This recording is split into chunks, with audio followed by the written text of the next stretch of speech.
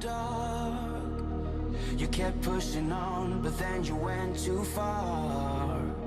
When your ship has sailed and all your dreams are lost, everything is wrong, you feel like it's your fault. Just remember, I will be there for you, baby. Remember, there's nothing out there to get you, don't forget it. When life feels lemons, just hold me. Just hold me.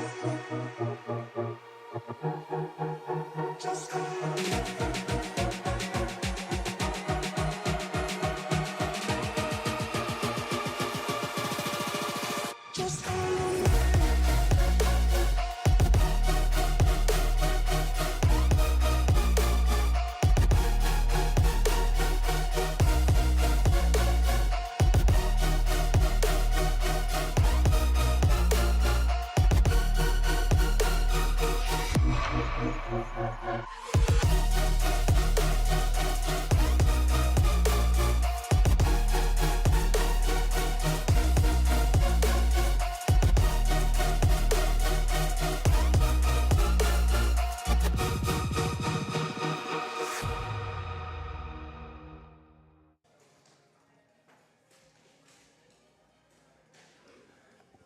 All right, I think we're live. Hello. Oh, your mic's muted. Let me go ahead and mute. I do that. I do that a lot. Hey, this is Scott Booth, and who do we have? We have Carrie Gearing, right? Did I say that right? Yes.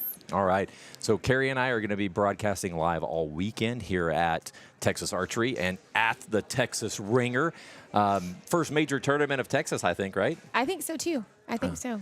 It's pretty exciting. Not a lot of tournaments are like this, where we give back 70% of the entry fees back to the archers in their divisions, which is really cool.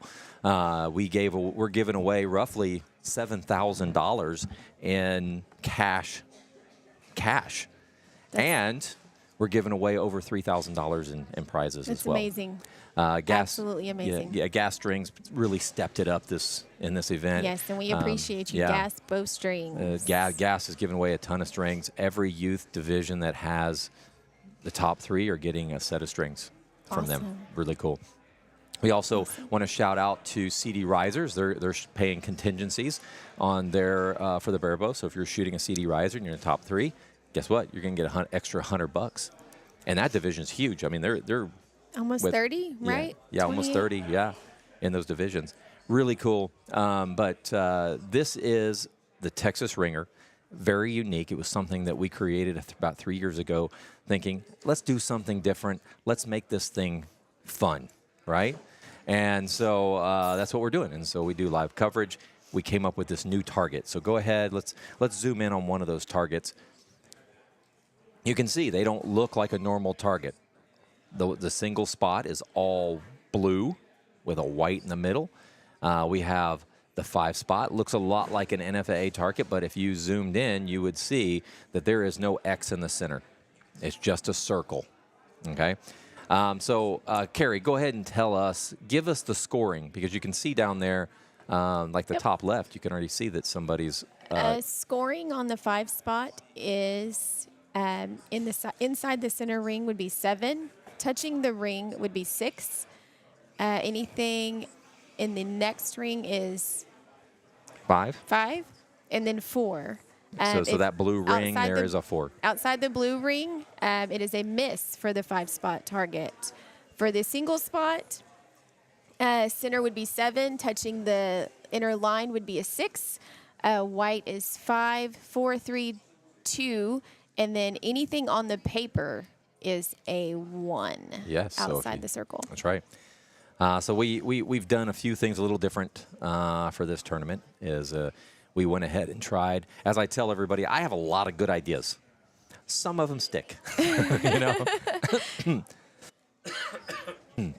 So the one thing that I did was I went ahead and did this player card thing. So I first sent it out there. Nobody's really responding. I'm like begging people, give me information.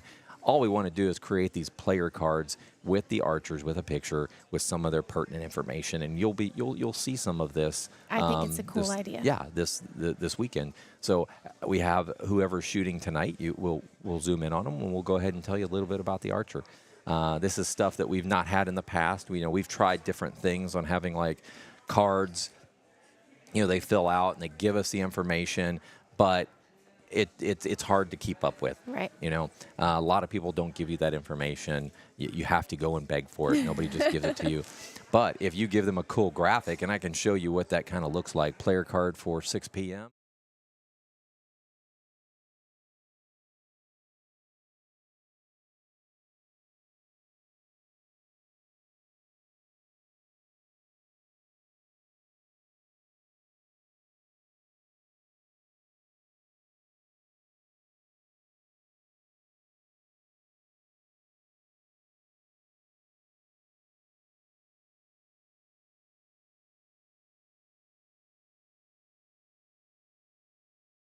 Cool pictures. I think those graphics turned out great.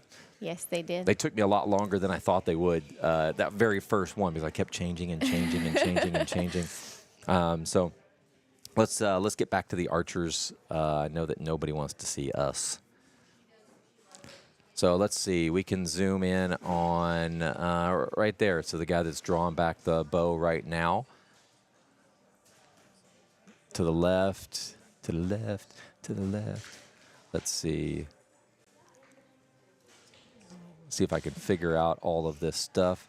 And so that's Josh Carter. So if I go ahead, go to the left some.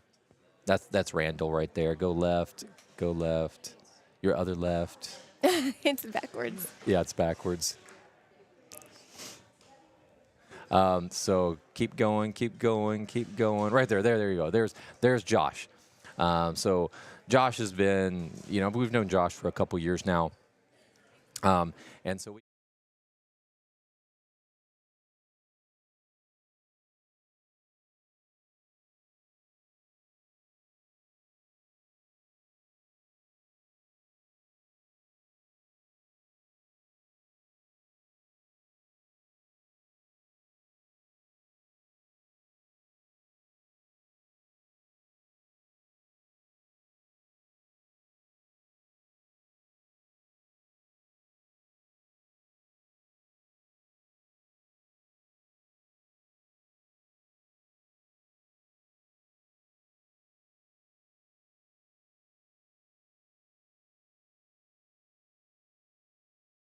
But yeah, I think it's really cool. He sent his information in, and he wasn't even one that I had to convince. I just we sent it out there saying, hey, give us some of that information.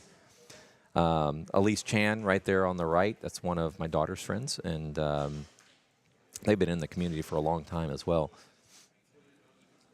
Josh was the only one that sent like a picture of him reading a book. I was like, you sent me a picture of you looking like a nerd. Let's see. I think I see it's on Elaine right now. Let me see. Is he? Oh, yep. There it is. So there's Elaine.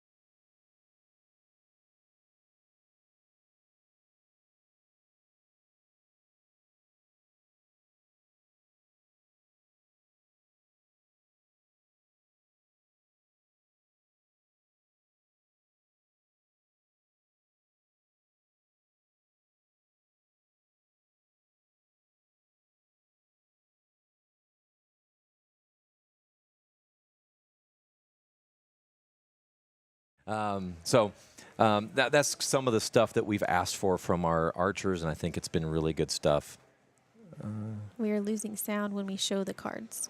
Oh, man. Thank you. Thank you, Cody, for letting us know. Yeah, let me. My dad. Hey, Dad. He also said losing sound. So we lose the sound. That's good to know. Thank you. So let's see. Let's go back to. You know what? I'm going to go back to Elaine. Let's see. You guys tell us now that if it works or not. This is Elaine Pinto. We had a whole good conversation on Elaine too. I know. Elaine is he's young. He's a real young kid. He's only been 2 years. He already has. The 2024 JOAD Nationals, which he was the U13 champion. Before that, he was in Vegas and won Vegas in 2024. Those are pretty big deal. That's so big. That's a big so deal. So big. We know how hard it is to compete in Vegas. Vegas is the world's largest indoor, is what they're, and I think at 2024 was about 5,000 archers. Yeah, so very impressive. Love having these type of kids here in Texas. Representing, right? Yes, he lives out in Sugar Land, and he shoots for Houston Archery Learning Center. And like we were saying, what hobby would you guess a boy would have? He would video games. It would definitely be video games. I'm getting that worked, and Dad says sounds good. Okay, good, perfect. And this is I'm glad they mentioned that because I'm gonna have to fix that for tomorrow as well. One of the things is we left everything status quo. It would all work, but I want to keep adding and adding and adding and making it better. So we've done a lot of cool things to try to make this better.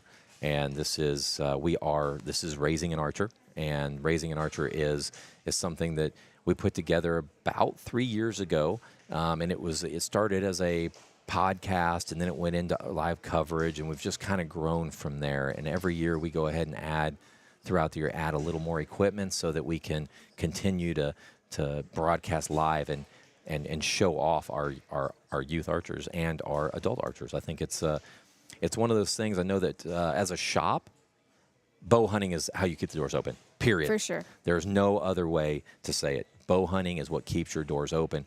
But there is a large community of target archers that need to be able to shoot. And we see a lot of these bow hunters even move over so that they can just, because they love it so much, right. They don't want to just shoot a couple months out of the year. They want to be able to shoot year round. And that's where this comes in. I highly encourage it. Yeah, terrible weekend. I get it. We would normally. It's too hot to be in the deer stand anyway. We the last 2 years we've always done it the weekend before hunting season. Problem was that was the World Championships in Canada, and so I was not here. I was in Canada there with my son, and that was a lot of fun. We have maybe 5 or 6 Aggies here tonight. I saw a few. Yeah. I saw a few. Yeah. So there we are again. So they're finishing up down there. There's no scoring yet. Okay. So these are the first 2 practice ends. We'll get you back to the action from them here in a minute.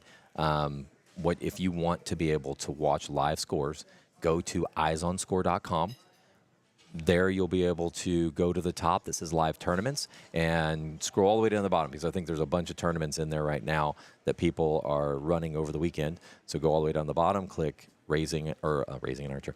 Click Texas Ringer, and the Texas Ringer you'll see all the live scores, and you'll just have to refresh your screen.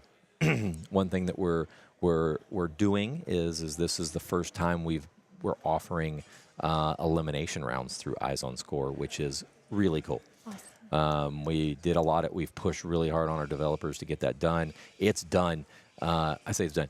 It's got some tweaks to do, but it is out there. It's available. We're going to be running it this weekend as one major test to see how it runs.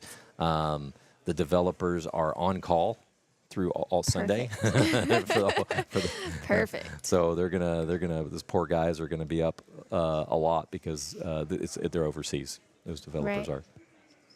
So it'll be a lot of fun. We have 140 archers that are competing, and full house. It was 144. We've had a few people drop so far last minute, which is pretty normal. I don't know what your percentage is if you've looked into your tournaments. I know you run a lot of tournaments, Carrie. I think it's probably, I would say 10%. That's ours is we always run 10%. We always run some numbers just to see where youth versus adults and how that works, and pretty close. Usually we're pretty 50-50 on that. Right. It may swing a little toward the adults sometimes, but then the youth come back. Right. But the no-shows are usually right around 10%. Yes. So I'm anticipating that we had 3 no-shows today.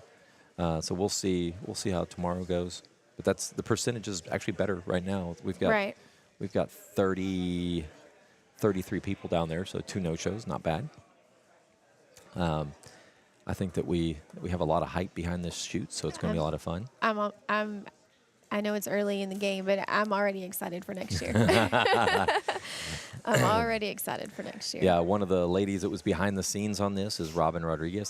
That lady is amazing. My wife is just like, you can't let her go. No. Let her. She No. is the your right hand man that needs to Yes.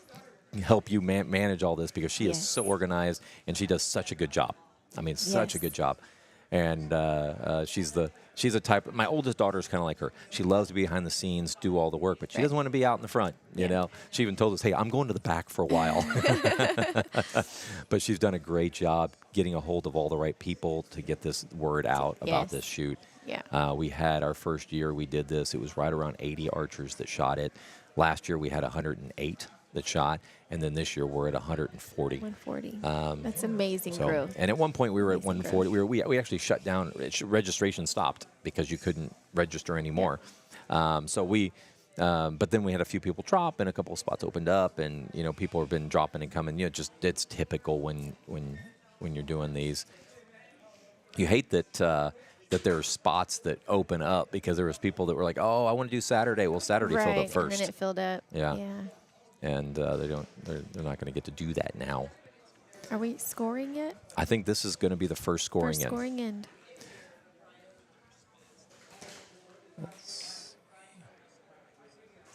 I'm looking down there to see if there's anybody that. Make sure I pronounce his name. Colleen. He's right there. He's the recurve that just released. Left-handed recurve shooter. I'm going to butcher his name right there. How would you pronounce that? Maybe Kaylin? Kaylin? Maybe. Shanklin? He's been shooting for about 7 years. I think he's new to the area. I think he moved from Colorado off of what I heard. Recently, he shoots with BV Archers up there at Bryan College Station, which is Michael Honacki's group. He is the 2024 U.S. Archery National. He was on the USAT team. The USAT team. I saw his jersey. Yeah. Yep, USAT. He also won the Canada Cup East gold medal recurve U18. This kid looks like he can shoot. I have fishing out there. I thought I updated it. It's not fishing. He does not like fishing. He made sure to tell me. What he likes to do is build things with Legos. Mm-hmm. That's awesome. Yep. Engineer in our hand, in front of us here. Right there. Let's go ahead and transition back. There's Ryan. Ryan is my son, actually. He's shooting this weekend. He just had to change some stuff around right away to get his bow ready for this shoot. Outdoor to indoor, right? And then these compound guys, so on Monday, switching everything over to 3D because they leave on Wednesday for Collegiate 3D Nationals. Oh, wow. Which is out in Alabama. That's always fun. Yeah. Did they broadcast it? I think it was on YouTube last year. Maybe the finals yeah, or the finals. shoot-offs. Yeah, I love the camaraderie that comes with the collegiate teams. Yeah. Oh, it's a lot of fun. I went to Collegiate Nationals 2 years ago, and it was a blast. Just a lot of fun. A lot of, like you said, a lot of team spirit. Aggies have a lot of spirit. Yes. You got a lot of spirit. Yes, they do. And I learned a Yes, lot of they stuff do. too, which was hilarious because when Ryan went, he was a freshman that year, and they're all hooting and hollering and whooping and Right. And I was like, hey, I thought you weren't allowed to whoop, because Right. freshmen are not allowed to whoop. And he's like, oh no, the upperclassmen gave me. They said I was gave him- allowed to. oh, They gave me permission. perfect. Give me Good. permission to be able to whoop. Good. We got Matt Requa down there. So Matt was actually shooting for trying to make the Olympic team this year. He was one of the final 8. Awesome. And I don't know where he finished, but we, as a country, we only sent 1 archer to the Olympics for men. The women had 3. So the top 3 were supposed to go, but they only earned 1 spot for the Olympics. So Brady Ellison went, was the only right. one that went. Trenton Cowles was the second. Alternate, right? Yep, which was the alternate. So he did not get to go, unfortunately. Another Aggie. Yep, he's an Aggie. He's not shooting this weekend. Those guys don't like to shoot indoor very much. To be honest, Really? yeah. A lot of them just want to go shoot outdoor. That's it. They'll shoot outdoor most of the Okay. year. You'll see Venu this weekend, partly because I used him for advertisement. He says he felt like he had to. Oh, good. But Matt's been in the archery right there. Matt Requa. He's been shooting archery for a long time, and has been one of the top archers in the nation. So I wonder what his plan is, if he's going to continue again in 4 years to try to go LA again. 2028. Maybe he will. Maybe we have an Olympian in front of us here. That would be kind of cool. There's Jacqueline. Jacqueline is normally the one that's handling our video. Her mom's up here. She so hilarious. Like, she comes up, she's like, "Do you need me for anything?" And I says, "No, I don't. Are you sure? Because you always like wait until I leave and then you tell me." And Right. so I walked downstairs. It couldn't have been 2 minutes after It I did that. wasn't. I walked downstairs. I'm like, "Oh crap, Jacqueline, you're shooting?" She's like, "Yeah, you said to shoot Friday." And I look at her mom and she's like, "Oh my word." So her mom's up here helping us manage. No, she's doing great. You're doing great. We have 3 cameras down there that have a remote control that allows us to kind of get on our archers so that we can see them. Sanjay, all the way there to the right, looking at us with binoculars. We have Colton Converse. Colton is a freshman at Texas A&M. We've known Colton and their family forever. Such a great family. They've been, he's done more of the NFAA stuff. But he has multiple state records. You know what? Let's look up Colton's card. That would make us. This is why we have the cards. Like, we need to go ahead and show them off.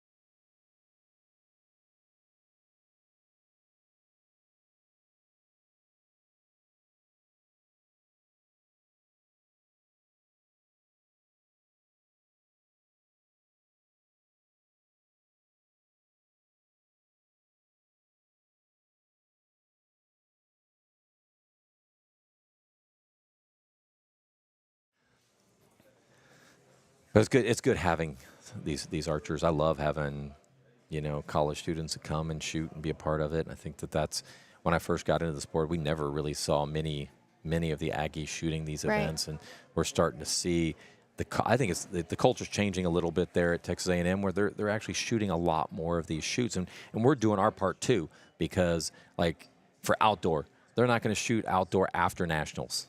Right. So if we put an outdoor, that's on us. If we put one afterwards, Right. we got to put it before. Indoors the same way. They're not going to do indoor if it's after nationals, so you got to make sure you do it before. And that was the problem, and part of that is scheduling. You know that, right? Scheduling your tournaments, Carrie, are tough, right? They are very tough. It's a stacked schedule pretty much from this weekend until the middle of December. A little break over the holidays, and then we go right into some of the big majors, Lancaster, Yep. NFAA. Are you going to shoot Nationals. Lancaster this year? I don't know. We haven't committed to it yet. Yeah. How old is Connor's Connor? 13. 13. He's still kind of young to shoot I Lancaster. know, but there's a But it's good. You got to start sometime, right? there's an Easton scholarship shoot the day before Lancaster, but it's in. We're doing it here. Yes, super excited for that. We will be here. Connor's marked every one of those on all the Texas ones on his schedule. Yeah, so we're shooting. We've got a packed schedule here for this month. We got this one, the end of October. We're doing the rodeo, Houston and then Livestock first Show and weekend of Rodeo. November we're doing a Shoot Your Way Across Siwat, Texas. Yep. The next weekend is It's the Easton Scholarship. Foundation Scholarship. Yep. I know. Like I so said, it's gonna be every weekend I am from now until middle of December. It is a 4-H tournament. And we may be or pulling you otherwise. back in. Hey, I'm excited. Yeah, yeah. So how do you like this so far? This is I like Carrie's it. first time It's to do fun. this. Yes, it is fun. Yeah, it's kind of crazy. All right, let's go back to the archers real quick. Mr. Z says the sound went away when Colton's shooter card was shown again.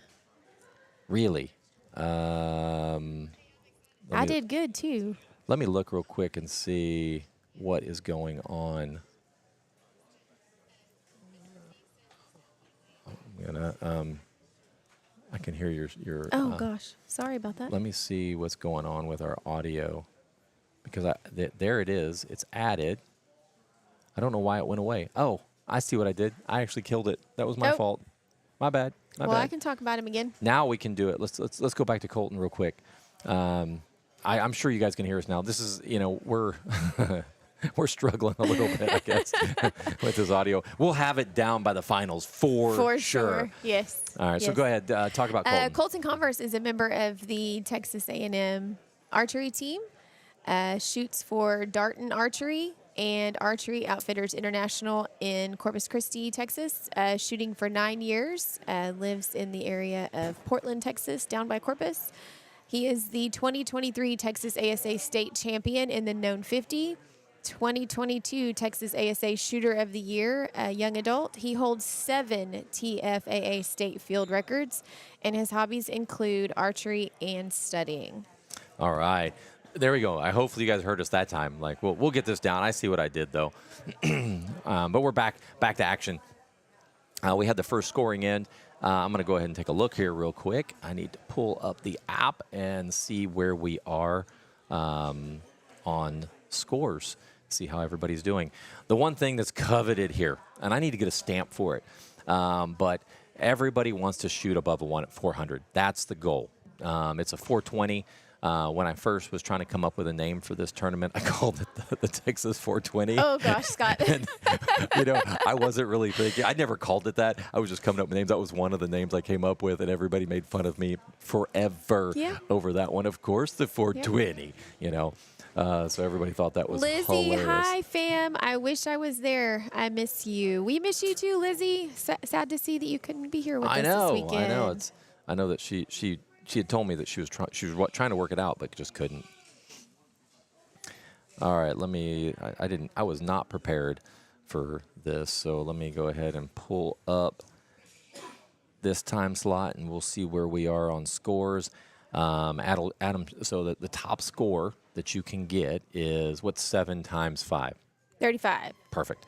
So top score is a 35.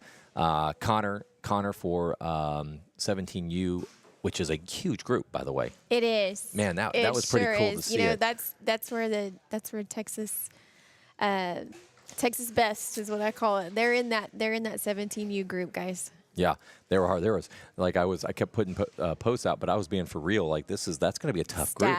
Yeah, those final 3 kids are going to be shooters, and they're going to put up some good scores. Yes. We've only had maybe, and I have to go look at the stats on this. I think there's maybe only 4, maybe 5 archers that have even shot a 400 in the 3 years that we've had this. So we'll have a bunch this weekend, but I would love to see a youth hit that 400. It's going to be a big deal when it happens. I know that we've only had Ryan shoots one every time he shoots it, so he should be. I'll probably jinx him right now, but that 400 is legit. 410 is, because 420 is the top score. Right. So that means you shot a lot of inside-out X's to get there. Connor started off strong with a 31, which is good. That's a good, if they can stay in the 30s. Stay in the 30s every end. So what is that? What is an average of a 30? Let me look here real quick. So 30 times 12. So you're 360. So that kind of puts it in perspective, right? Is that right? No, that 30 times 12. 35 times 12. Yeah. So it's a 360. Yeah. Of course, you want to be higher than that. But, for sure. But that just kind of puts... But for the first scoring in, you got to get your jitters out. You got to understand, like, that 400 is a legit score. Yes. So it would be nice to see if a U17 or 17U comes in and shoots it. That would be pretty awesome. Cool. Pretty cool. I'm just looking through the scores here. We do have a 35. Somebody was clean on the first end. Colton Converse was clean. Ryan Booth was clean. Josh Carter was clean. So we had three that have perfect scores right now. Perfect. Let's take a look at Barabo. Barabo, those scores are going to be closer to the 25 range. Okay, so you have Sanjay with a 23 to start. So kind of gives you an idea of where they are. Oh, Molly's like, why? My daughter just sent me a message. It's playing explicit songs for some reason. We are very sorry for that. Our archery playlist. Maybe it's not her playlist that we're on. It says archery playlist. Let's fix that. That's not what we want. Definitely, that's not what we want. So we'll go ahead. I'm just going to switch to something else for right now that I know that's pretty clean. PG. Yep, PG. Elaine We've got starts a 25 for Elaine. That's awesome for the U13 recurve. Yeah. They all started off kind of strong. We have Elaine with a 25, Nathan with a 20, Ellie with a 23, Elise with a 23. Those are still good scores. Recurve. Very solid. Especially for 13U. Adult recurve, they're pushing, they're pushing the 29. Wow. That Colleen, I think is how you pronounce his name. 29. Very good start. That's amazing. Very good start. Ethan Chan started with a 31. Good. Ethan's I think he ended in third at Joad Nationals. They didn't send me a player card, so I don't know. And with trad, we've got 2 trad shooters shooting tonight. We have Jonathan Lass and Alan. I don't know how to pronounce that. I don't know how to pronounce that. Matt Requa shot a 30, by the way, on the recurve. So, recurve, if they start pushing the 30, it's a legit score. Right. It's tough. So they're where we are. We're in the first round. So if you go out to Eyes on Score, you'll be able to see it.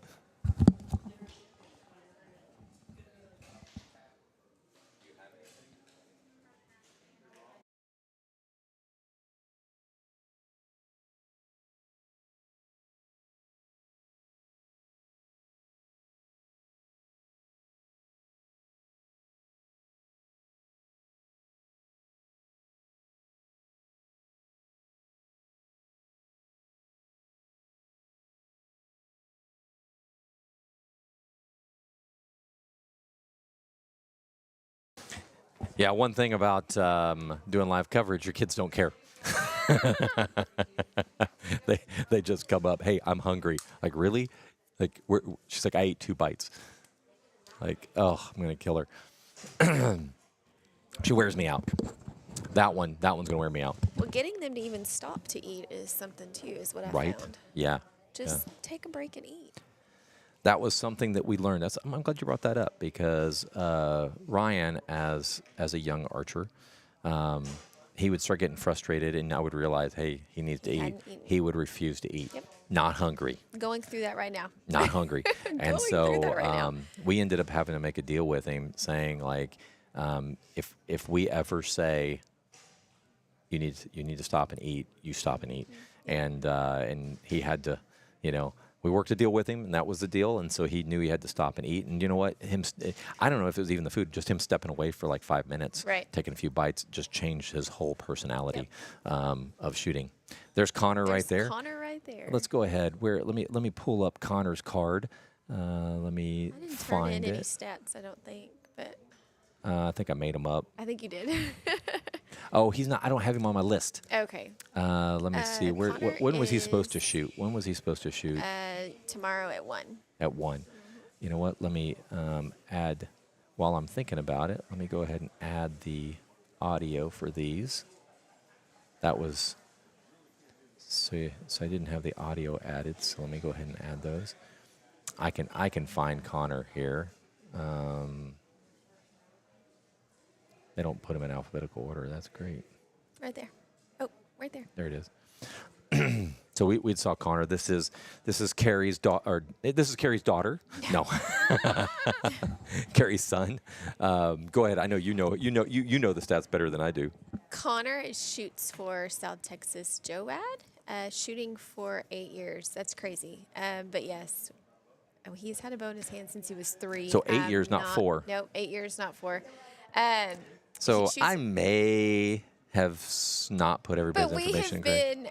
we've been involved with y'all for about 4 years. Okay. Shoots a Hoyt Stratus. Maybe that's why I put that in. 2022 Vegas bronze medalist. This is his second ringer, I believe. 4-H intermediate compound champion for 2024. Yeah, he couldn't have given us a worse picture. He said he wasn't going to smile. He's supposed to be looking tough. So. Yeah, he looks tough. He does look tough. Yeah, he's an excellent shooter. 2 years ago, he Final 3 in Vegas. That's won Houston. Did he win? Reserve champion for 2023. Won grand champion 2024. Okay. Is he still a junior this year? Yes, this is his last year Last as a year. junior. Yeah. This is Ellie's last year as a junior as well, and it's kind of sad. Like It is. wow. It is. So it is. Ellie's my last. So Connor's the one and only. If everybody knows him. So yeah, He's the one and Ellie is my our youngest by a lot, and so she's her brother's at A&M. Her closest brother to her is at A&M. Her other two sisters are married. So she is an only child. she's an only child. She's loving Yeah. it. She loves the only child Yeah. thing. So she thinks this is. She does miss her. Like at one point she's just like, I miss having Ryan around, Right. but she does get a lot of Friday nights ice cream night, and Yep. we do whatever Ellie wants to do. I've asked Connor a few times, like, do you want a brother or sister? No, Mom. He's always been a only child. And he has to give up half his toys if that Yeah, happens. he didn't want to do that. Forget that. When he was younger, no. No, he's Yeah. like, Mom, no, I don't want to share anything with anybody. I wouldn't either. Nope. All right, looks like Jacqueline's giving the judge problems down there. Go to camera 1. See? Yeah, she's talking all kinds of smack to him.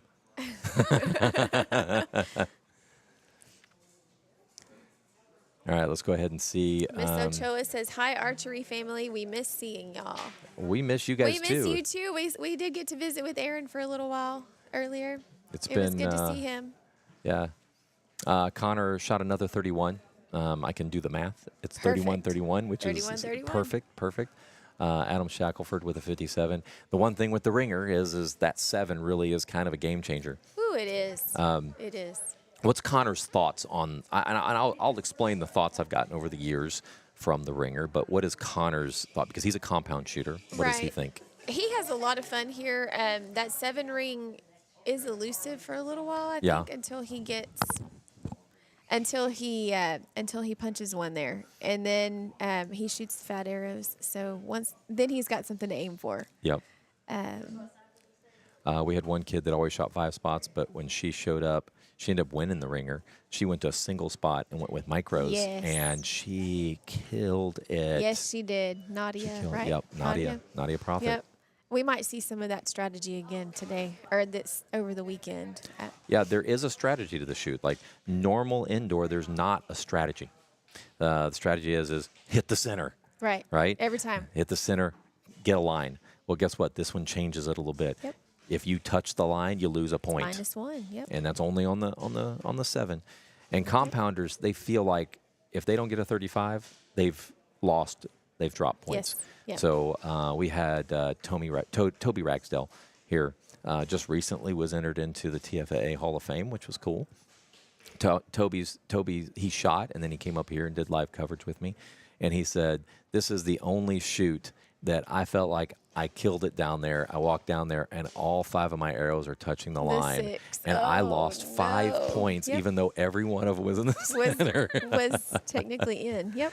So you have a strategy. So 27s, those are going to be big arrows. So depending on how good of a shooter you are, 27s may actually give you more points.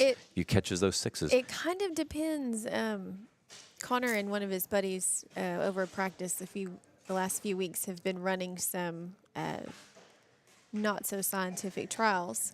One of them shooting skinny arrows, one of them shooting fat arrows, and they've come to.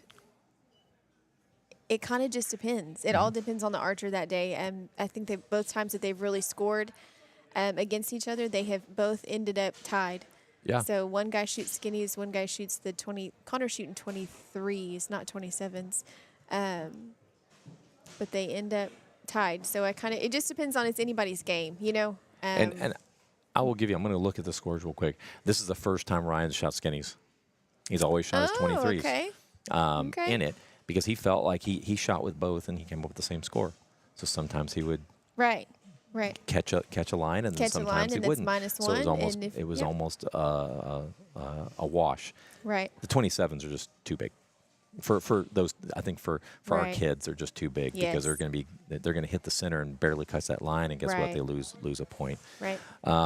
So Connor was sticking with his 23s to make sure everything was going to be tuned in for indoor season the rest of Yep. the rest of the season. and Ryan was going to switch to his 23s and get it ready for 3D, but we just literally came back from Worlds. Yeah. He was shooting his micros, and he's like, you know what? I'm just going to go with it, go with them right now, and then I'll switch on Monday Right. to the 27s.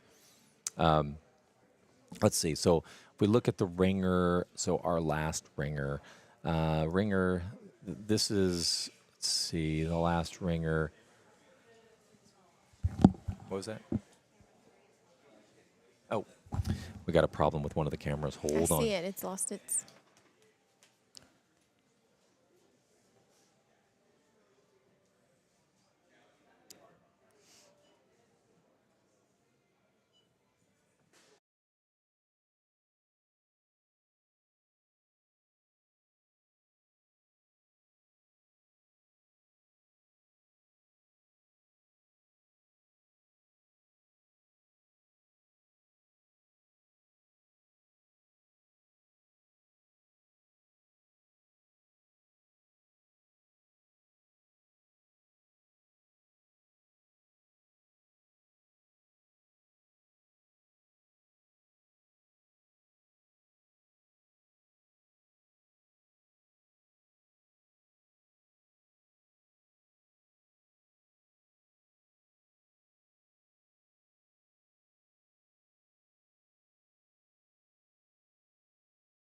All right, now we're back. Sorry about that.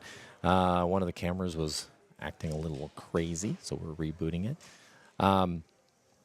So where were we? We were talking about The scores from last scores. year. So, so if you look at, let's see, Ryan shot a 407 with 23s, so it kind of puts it in perspective. We had 3 people that shot 400s last year, and that was it. I'm sorry. 4. There was 4. Yeah, 4 that shot it last year at our last tournament. Where was I? I was going to look. I was going to lost my train of thought. So there is, yeah. So it, Oh, I know what I know what I was going to do. Let me see if I can find the records, so we can kind of talk through that a little bit. I may need to go find it. I got to tell you, I do everything through Canva. That application is amazing. I'm going to tell you that I don't know anything about it. All right, so looking at the scores. So this weekend, I guarantee you there's going to be people beating these scores. Barebow Adult, that was David. David Woodleaf, he was an Aggie. He has the top score, 322. We have, what is her name? Riley? Riley McKellar out of Louisiana. 17U with a 279. We don't have any bow hunters because it's opening season. Weekend tomorrow. Opening weekend. Bow hunter, we have Lily Dillon, which has a 353. So these are some good scores. So you kind of put it in perspective. If you look at freestyle 13U, 357. Case Scott. Case will be shooting this weekend as well.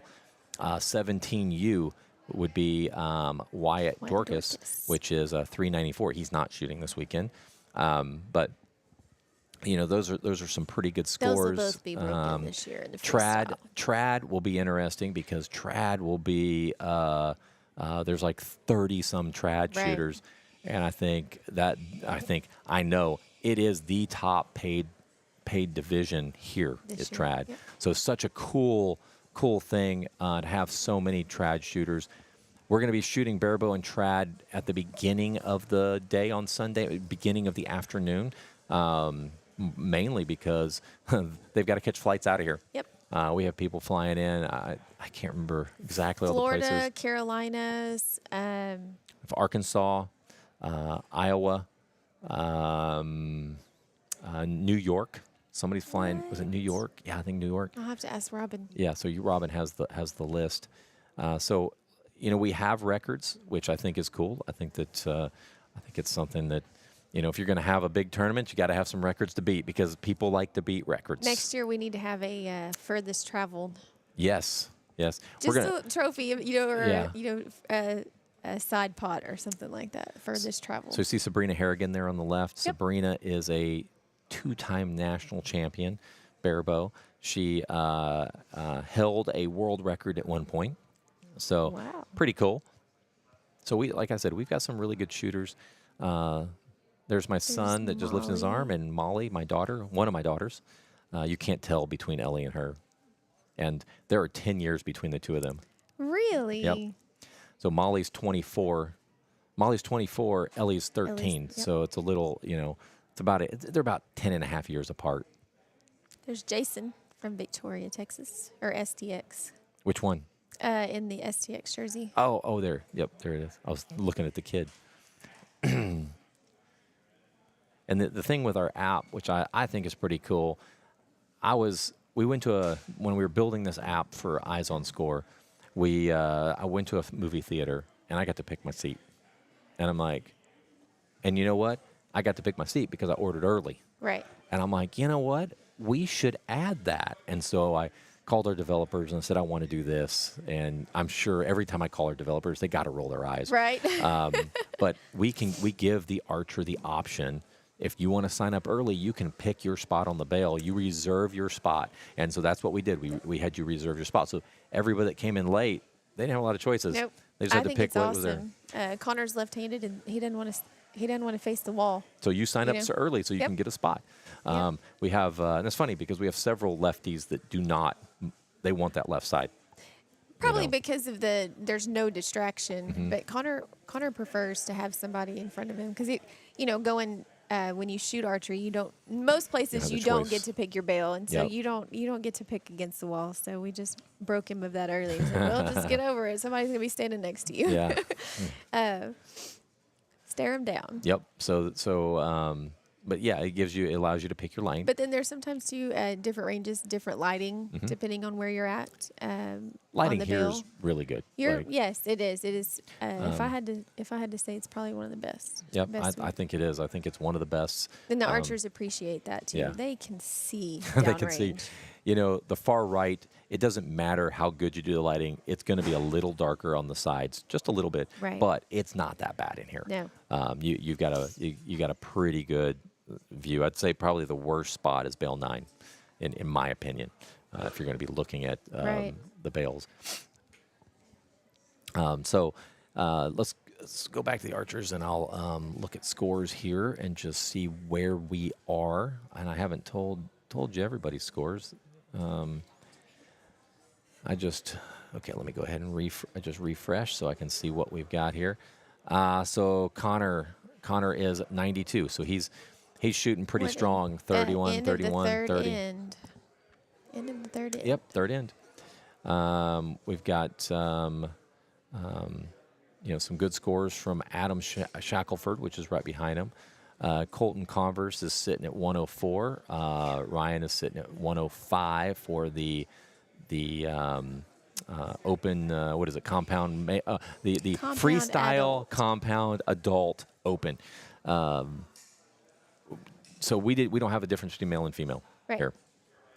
Do you know why we did that? Probably, if you guessed, you'd probably know why. To keep the money big. Yes, exactly. To keep the prizes. To keep the prize money big. When we first did it, there was a little controversy over it because That's all right. we had I several people that were like, it's not fair, blah blah blah. And guess what? The girls win. Nadia won last year, y'all.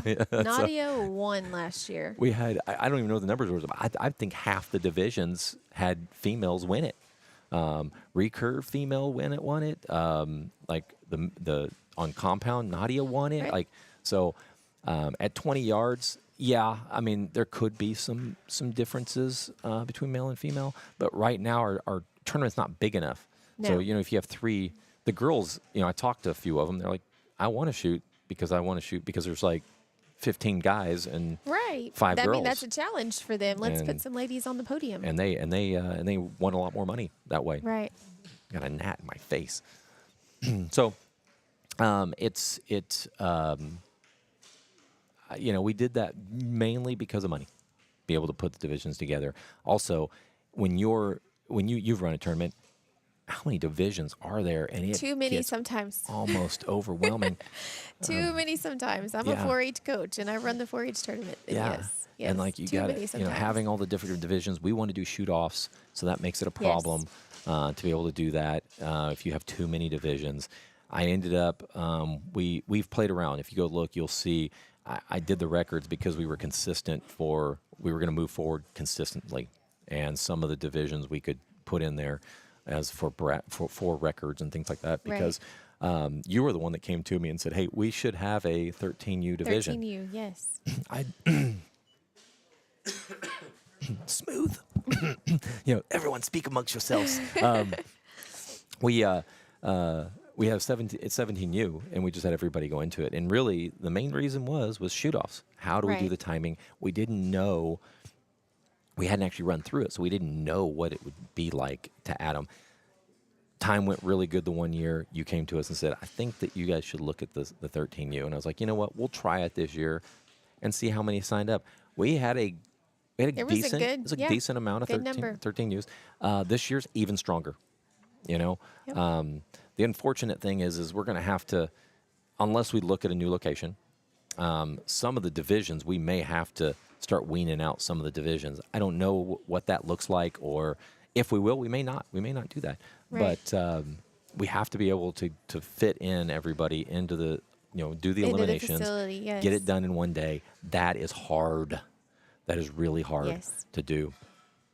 So we. But it's a testament that archery's growing. Yes. And Yes. that's the point of raising an archer is Yes. to grow Growing the to sport. grow the sport. We had some people talk to us like, well, all you do is youth archery. I'm like, no, we're raising archers. It Yes. doesn't matter if you're 70 years old. Nope. We got 70-year-olds out there shooting. I know. I was real amazed in Vegas last year and the year before. The older gentleman, and I don't know his name, 102. Oh yeah. So this year he'd be 103 going into Vegas this year. Archery's for everybody, guys. And I enjoy it. I love raising an archer. Yep. I think that's and not just my personal kid. You know, Yeah. I will drag your kid and everybody else's kid. You know, come shoot archery with me. So I love the name. So we, Wendy Cook and I, we did a podcast for about 2.5 years. I think it did very well. We may still keep it going. Just some stuff happened in my life, and I told Wendy I got to step away for a while. Just too much in my life. I needed to Right. get away from everything, and so I did. So it's been about 6 months since we've done a podcast. done a podcast. To be honest, miss it a little bit. I enjoy I think doing your them. listeners miss it too. Yeah, thank you. Lots of good information. Go back on to the Raising an Archer page, and you can listen to the podcast. Right, Spotify, Apple Podcasts. It's on everything. There's still a lot of good information. It's tons of good information. I always send my new archers there. I'm like, if you want to learn something, go listen to these. It's 2.5 listen to 'em. years of data. Yes. Because really our whole point was what's coming up. Right. And we tell you exactly what to do. Vegas was really one of our most popular that podcasts. That was one that was very useful for, Yeah, for my because- family because we've never been. Yeah, so and that's exactly right. Because the first time Ryan and I went to Vegas, we had no idea what we're doing. Like, I'm panicking. We're flying out on Wednesday, and we still don't know when he Right. shoots. We have an idea because we're like, Right. oh, he'll shoot on these days, but you don't really You get don't your know. times Nope, not until you or get your there. location until you get there. And you know what? And they run it very well. Mm-hmm. Like, you don't even have to worry about it. So there's a lot of little tidbits like that we do. Our camera is acting flaky. I thought we turned it off. Did it come back on by itself? No, I turned it off and then turned it back on, and then there's got to be a communication issue with these things. We may have to. That's something I'll have to work on later. That That'll be irritating during the shoot-offs. So Jeff, not that you guys care, this is when Wendy would always just, her eyes would glaze over. But the technology that we have back here is amazing. I mean, when Scott said, here, sit right here, that's all I can do. He showed me how to push some buttons. I'm like, yeah. That's all going to be you, boss. You know, we've got a whole new network set up, and the whole reason for that is we want the ability to be able to just take this thing and just plug in a network and be able to control everything and make sure it's very quick and easy. It's not that easy. Like, I say it's not easy. I know how to do it. We know how to do it. We know how to set it up. It takes time. Right. So the things that we can do to speed it up is where the money has to go. Right. And you know, little things like our interview booth. It's just it's a device. You open up a suitcase and it's all ready to go. You just plug it in and it amazing. works. So there's your boy. I know. I can never tell if he's happy or not because he looks the same. No, yep. It's distracting sitting in the booth up here, and then the camera's on him, and I just want to. It's a different perspective sitting here too versus on the in the stands, in the seating area, because we can see. I looking at my child going, oh, we need to fix that form a little bit, or oh, let's look at this next time, because we're seeing a front view. Yep. So one thing, once we get back our real director, she's doing a great job. She's doing an okay job compared to her daughter. Her daughter's really good. Just say it. Like she really, and I'm not just saying that. Like she is really good. The one thing you'll know if you watch today and you watch tomorrow, I'm not busting on. I'm very appreciative of Michaela being over here with her fancy little haircut that she's got going on. But Jacqueline seemed like as we're talking, you'll all of a sudden see we're like, hey, there's Connor. Right, Next thing you know, there's a camera on his target and a camera on him, and you can literally see he does picture in picture, and she'll do picture in picture and be able to see both That's happening. That's phenomenal. She so does a cool. good job. Good job. Her mom, on the other hand. No, we are so appreciative of you. Thank you. Because if it wasn't just for letting you know, I wouldn't be able to do what you're doing. Yeah, so. see? If Michaela didn't do this, it would just be static pictures, and then you just have to deal with it. That would be that for sure. Yep. We're on scoring in 5, probably? Yeah. Or scoring actually, 5 right now. I think they may be scoring 5 right now. And you know, I'm still. It's kind of surreal for me on the live scoring app because, and I know, just to talk a little bit about it. So 4 years ago, I was grumbling like, you go to these cool events like nationals, and they have live scoring. It worked good, but not great. But you know what? It was better than nothing. And so, I kept grumbling about it, and finally, my wife's just like, "Why don't you make it happen?" Yes. And I'm like, you know what? I can do this. And so I started reaching out to developers and sharing my idea. And I'm just like, I think we could put something together for like $3,500. If you only knew, we are roughly 5,000 programming hours in on this app. And I have visions for probably a lot 4 because times that. Carrie sends you suggestions all the time. Yes. It's rock solid. It's consumer based. My vision was not for big tournaments. When I put this thing together, I was like, I want to bring it to the state level. I want to bring it to the club level so that they can use it in practice. They can use it, and once you get versed with it, you can use it pretty easily. But being able to use it at a state level, which no one was doing at the time. Right. So now we're bringing it to the state level. I'm pretty spoiled to it. Usually when we go somewhere that doesn't have live scoring, I'm like, man, where's the live scoring? So not to talk bad about 4-H, but we went to the 4-H tournament out in. We lost audio. I'm getting texts. We lost audio. Yeah.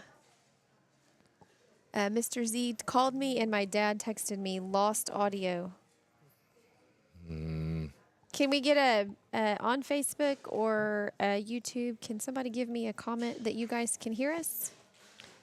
Why? It shows that our audio is working. Can you guys hear us now? Let me see who's watching. Let me see. I'm taking a look. I can't see who's watching. So if you can hear us, I don't know. No sound. Mr. Z just said no sound each time the player card is shown. Miss Ochoa says, I hear you just fine. Okay. So it must be the player cards that's the issue. Maybe. Okay. Let me see. Player cards. I mean, I have the audio is live.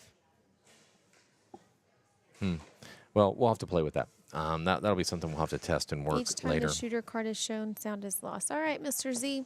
Okay. We're going to work on that a little bit. Yeah, we definitely have to work on that. Let me see. Dad says So you're good.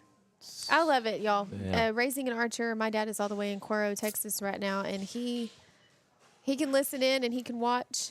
He can watch Connor shoot. I think he's going to come on on Sunday. So send the link out to your family and friends that aren't able to make the drive up to Houston, and let them know that they can watch their friend, their grandchild. They can watch their archer Yeah. live. Yeah.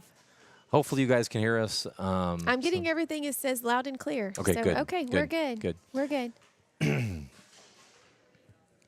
So, we've been talking about Jacqueline Finch and her mother. So let's go ahead.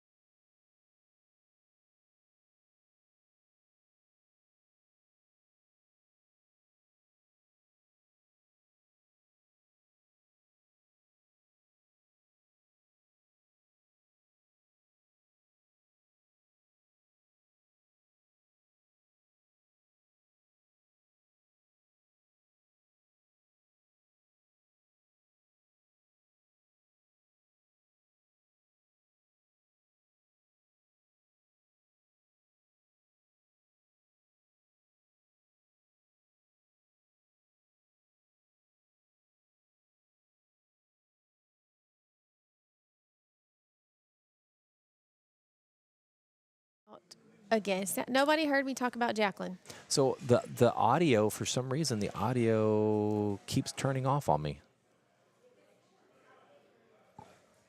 Man, we've got to fix that. You know what? I know how to fix this. Forget this. Let's get that out of the way. There we go. I think I know what I was doing. I think I know what the problem is. I'm killing that. All right. Sound went out again from Mr. Z. We got you. I know you probably can't hear me right now. How about now? Can anybody hear us now? Let us know. Mr. Z or Miss Ochoa. How about now? And then I'll run through Jacqueline's stats again. Is there any sound? We definitely got to get this fixed. For sure. For the finals, yeah. For sure. But, don't ask me. I'm not. Yeah, can you fix that for us, Carrie? No. No, absolutely not. Can anybody hear us? Let's. We've got Jacqueline's It's got a little bit of a lag, I think. Yeah, it does. So we just got to wait a second to see if they hear it. But Jacqueline is the one that does our directing, basically. She directs everything. Sound is there, Mr. Z. Richard Hall says fixed. Thanks, guys. We appreciate you. All right, Jacqueline's stats. Shoots for Texas Archery Spider X team. That's local here, Texas Archery, Spring, Texas. Shooting for about 3 years from the city of Cut and Shoot, Texas. Cut and shoot. How do you say it? Is that how you say it? You say cut and shoot. Huh? Conroe. Mom says Conroe. Cut and shoot's pretty cool, though. Yeah, cut and shoot's kind of cool. 2024 Houston Livestock Show and Rodeo Reserve Grand Champion. 2024 Southeast Texas Shootout Champion. Hobbies include horseback riding and reading, and again, directing. Reading. Nerd. The Texas Archery and Raising an Archer. That would be the video last programs. thing. Last thing on my list. Reading. That feels like school. Yeah. Does he go to public school No, or is still he homeschool. He's going. Okay, I didn't Still know. I didn't know if he was. This year was a big jump between 7th and 8th grade, and it's become a lot more rigorous in his studies. But we're getting the hang of it. Does mom we're have to getting work with him, or does he work online? He does. He's very independent. If he's got some questions or problems, he will come to me. We work on projects together in the evenings. I work full time, so it's been a challenge, but Yeah. we're figuring it out. We're figuring it out. Yeah, His homeschool program is really neat. That's so. cool. We did a hybrid school for Ryan when his freshman year. He was like, it was too hard we were traveling so much for archery. Yes. It was just too hard to try to keep up with school. We found a hybrid in the Woodlands area. And so he goes to school on Tuesdays and Thursdays. And how it works is you have professors on Tuesday. They give you all the work on Wednesday through the entire week. You come back on Thursday. You have another, it's kind of like a college kind of format. Right. That's Connor's. Connor's is that way too. It's very Okay. similar. So it's online and Well, no, actually, this program right now is a lot of book and paper. okay. Which I'm appreciative of. I really am. I'm still a paper and pen person too, so I appreciate that. But it is more college. It feels like college. Yeah. They go to class together and meet as a community on Thursdays from 8 to 3. He's with his peers. They go over what they learned for the previous week and what to look forward to going forward for the week coming up, and then they meet again on Thursday. So same idea. Very similar, but that's the reason we're doing the same thing because of archery too. Just makes it too hard. We travel a lot to a lot of the national tournaments. In the upcoming year, he wants to try red team and do the USAT team, Yep. and so he's got some hefty goals that. Do you know that what the require average us. cost is for of traveling to all the USATs? Did you even want to know? Do you even No, want to know? Don't tell me because my husband might change his mind. No, we know. Okay. We know. Yeah. It's all self-funded, so we Yeah. we know it's So a commitment. and I'm going to say it because now everybody's like, what was it? What so, is it? So the average is between $20,000 and $25,000 to hit all USATs, all the national events and everything. Which if you're going to make the USAT team, It's a more than requirement. likely you're going to have to shoot them because you're going to have a bad shoot. So Right. the requirement for you is you got to shoot it. You got to shoot indoor nationals. I think did you have to shoot indoor? I think you do. Yes. Indoor nationals and JOAD nationals. Those are the two requirements. You have to shoot those two. They'll take your top 3 scores. So there's Arizona. There's Gator Cup out in Florida. Right. They've got SoCal out in California, and the Buckeye Classic in Ohio. 4 USATs. So a total of 4 USATs, indoor, and JOAD Nationals. You've Right. got 6 events that you have to go to. We're fortunate for indoor that we don't have to travel too far, but still, College Station. still you got to get a hotel. Right. It's a drive for Right. you guys. I'm hearing too that that weekend for Aggie this year, it was Aggie, that they said that the hotels were booked. Really? Pretty close. Yeah. Oh. Yeah. That was for Aggie though. College Station hosts our indoor Oh. national tournament. Sorry, let me get. I forgot and left Jacqueline up there that whole time. Sorry about that, guys. She's a good looking kid, so Right? it's not bad. That's not bad. College Station does host our indoor nationals and their own Aggie Yeah. invite, and I was getting them confused. But yeah. It's easy to do because It is. I was signing up like, hey, for Aggie invite, like you guys want to shoot both the Right. the double FIDA and the JOAD, and they're like, Ellie's like, yeah, I want to, and I'm like, oh, I forgot. Yep. They only have one time. Yep. And you know why they went to one time? Because To allow more archers. allow more archers. That thing fills up within, I would say, 24 hours. Yep. I haven't looked to see if it's full. I tried to get as many of my people registered the same day. So So 2 years ago, it filled up in like, so they opened on a Thursday, and by Saturday it was full, Yep. completely full.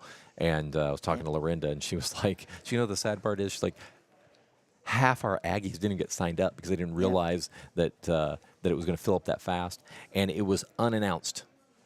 So they didn't broadcast out that Right. they were opening registering. They opened it early so that they could get the Aggies in first. Yes. And the word got out, and everybody signed up. So they've High gone demand, though. It's a good tournament. So I don't know how many people are shooting it this year, but I haven't there's, looked, I bet you there's a lot. I bet you haven't looked yet to see the number of registered archers. You know what? I'm going to look it up right now and see how many are signed up for Aggie Invite right now, because I'm curious. I'm curious. So we'll see. Let's see, tournaments. Entry list. 445. That's got to be close to full. That is huge. That's got to be close to full. 445, and that is only that's a Friday night, Saturday, and a half day Sunday. Yep. That is nuts. So this is their number one fundraiser For them. the college team. Yep. One thing I didn't realize until Ryan went to A&M that is the fundraiser that gets those kids to nationals. Yep. And so that pays for the hotel and the bus and everything to get there. Mr. Honaki says, "Hey, Scott." What's up, Mike? So Michael, just so everybody knows, Michael's going to be joining us on Sunday, and he's going to be doing the DJing on the floor. Oh, fun. So Michael will be here asking the archers questions, kind of Lancaster Putting him under style. pressure, And like Lancaster. yeah, Perfect. So ask about their bows and things like that. And it's funny because when we first started doing this, the kids were like nervous. They weren't nervous, but they were nervous on the stage. But like they were more nervous that they were going to ask them questions about their bow. And then, so I just remember Ellie 2 years ago. She kept telling me to tell her what her equipment was, so that when they asked, that she could tell. Know what it was. Yep. All right, so Connor is at a 151 right now, 8 sevens and 10 sixes. So tiebreakers. So if it does come down to, there's tiebreakers to get into that final 16, or any of the placement. The placement's going to be sevens first, sixes next. If you can imagine, we actually do have ties on those, and how I bet we see some in that 17U. Yep. And how we determine those is, we put in the rules it's a one arrow shoot off, but what happens is every year they're not there for the one arrow shoot off because they want to shoot off for it. Right. So we do basically a coin toss with a witness. 1 year we did it on video, just to make sure. I don't know if we'll do that because of time. It just makes it tough. You guys just have to trust that we're doing in front of somebody to make sure that it's fair. So Connor's at 151, and so that's his fifth end. So that kind of puts it. So Averaging we'll know. 30. Yep. Averaging 30 There's points. so many kids in that division. It's nuts. And you know what's even more fun is they're all friends. They all love to shoot with each other. Yep. They all love to. We've got Ryan at 174. He's dropped one inside out so far. Colton Carvers is right behind him with 2. On Both of his them heels. shooting excellent. Right. Shooting really good. Let's see. Just looking through. The other thing Lots is of good scores. Yeah, the one thing I've learned with the compounders, like Barabo and Recurve seem to love it. Because they can get those extra points. Right. Compound feels like they lost a point. Yep. And so it starts to become a mind game for them that they've just dropped X amount of points. Yep. Like, oh my word, I just dropped. Like, they nicked the line, you know, and now they're upset. So what's going to happen is they're going to shoot this round. We're halfway through. We're doing good on time. 7 o'clock, 7:20. Not bad at all. Bad. We'll take a 10-minute break, and we'll come back to some action. I know that this is not the most exciting stuff that you see in archery, and I know most people, when they do live coverage, it's on the finals. We do it. A couple reasons why we do it. We do it during the entire thing is because we want parents and that can't be here, or grandparents that are here. She's scooting over. We want them to be able to get to see some of this. Yep. I just love it when I get home and I'll see. People send me text messages of, hey, they got to watch it and they took a picture of the TV. when we see our big numbers, it'll be during the finals. Right. That's when we'll see our biggest Right. numbers. But We've been anywhere between 10 and 4 right now. so that is just on that channel. That is just on Facebook, yeah, Raising an Archer. Yeah, YouTube was in the 25 Okay. range Hey, when I looked a guys. minute ago. So we have. Can we see comments there? Yeah, so we have about 25. Let's see if comments are working. Yeah, I see some of them. Yeah, they're coming through. Maybe they Okay. fixed it. I see the comments. It's working now. Okay, so I can see all the comments now. There's Michael Honecki. Zach, loud and clear. Yep. He's from the Victoria area. We have YouTube has sound. Thank you. Like, I'm sorry about the sound. Hopefully, we get that resolved. See Cash come up here. We have. So I guess I got sidetracked there. So you're going to shoot. They're going to finish this round. That's going to be the halfway mark. So if you were shooting bottom, you're going to actually move to the top, and if you're on top, you're going to move to the bottom. That's kind of a Vegas style, so that they do that when they shoot. I think that it just adds another level of challenge. It also because you get in the groove of shooting, and guess what? It's inevitable. Somebody's going to shoot the wrong target. Right. We don't and do it to that's- be mean. Phew. We just do it to make this game a little more challenging, right? So everybody is well versed in this. If you shot competitive archery, you know this format. And if you're a mom, you're at the start of the second half. Which one's your target? Are you sure? Are Yeah. you sure? Yes, bottom. Yes, top. Yep.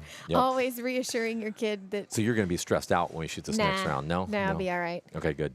I tell a lot of my families that I help coach, I said, you'll see me mostly talking and socializing while Connor is shooting. I don't really pay attention anymore. Yeah, And I know that sounds terrible, but for a long time. it's stressful to It pay is. attention. It is. It is a little stressful. And then for a long time, I wore my emotions on my face. So if his shot didn't produce the result that he thought he wanted, Or mom wanted. or mom wanted, I showed it on my face, and man, it sometimes wasn't good as a Yeah. result. So I just quit watching.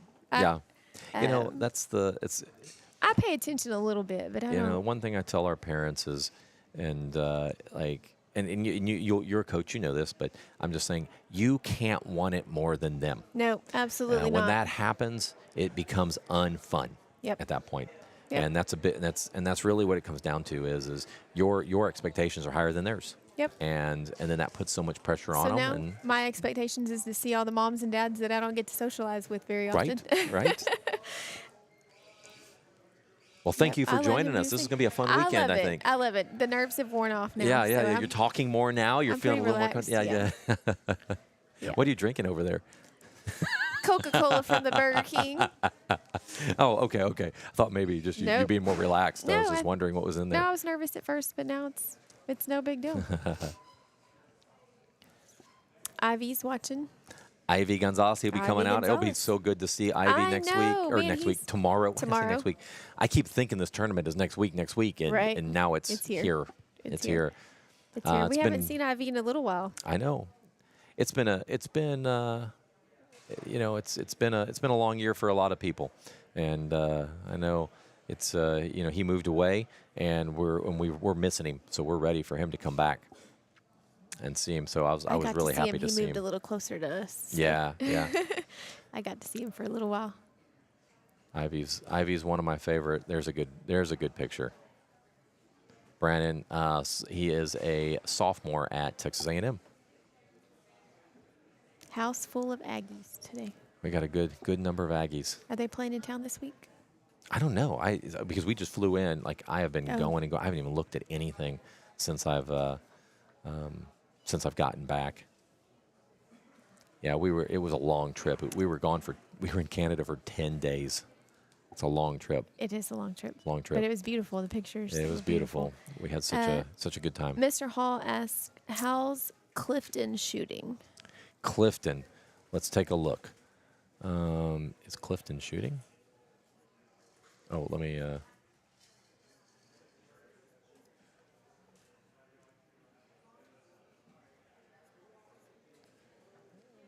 Clifton's not shooting right now. How's Clifton shooting? I don't see Clifton shooting right now. Nope. Nope. He must be tomorrow. He must be tomorrow, Mr. Hall. Let me look. Actually, let me just refresh. Let me just go look. I'll tell you. Let me go all the way down here. There's just so many.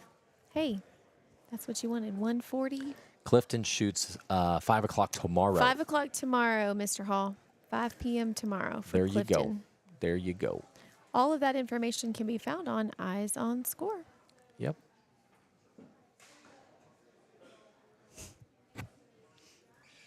So the scores have not updated. I keep thinking that. So we're halfway through. Halfway we'll through. Take a quick, they are going to go quick down little and break. score their target, move their target faces. 10-minute break. Is that what we're going to go Yeah, with? 10-minute break. And Rod's down there. He's going to keep it. He's going to keep that score, that time tight. Good to see that Joe Z's on there watching because Joe wasn't able to make it this weekend, and so it gives him the opportunity to watch and be a able to part see. of things Yep. and see.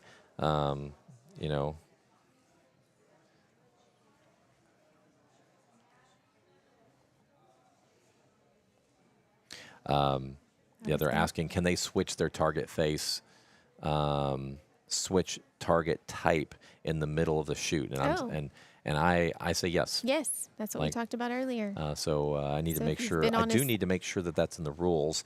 If you've been on a single and you're like, hey, I can shoot that 5 spot, go Yep. right ahead. Vice versa. That 5 spot's not doing you good, Yep. switch over to the single.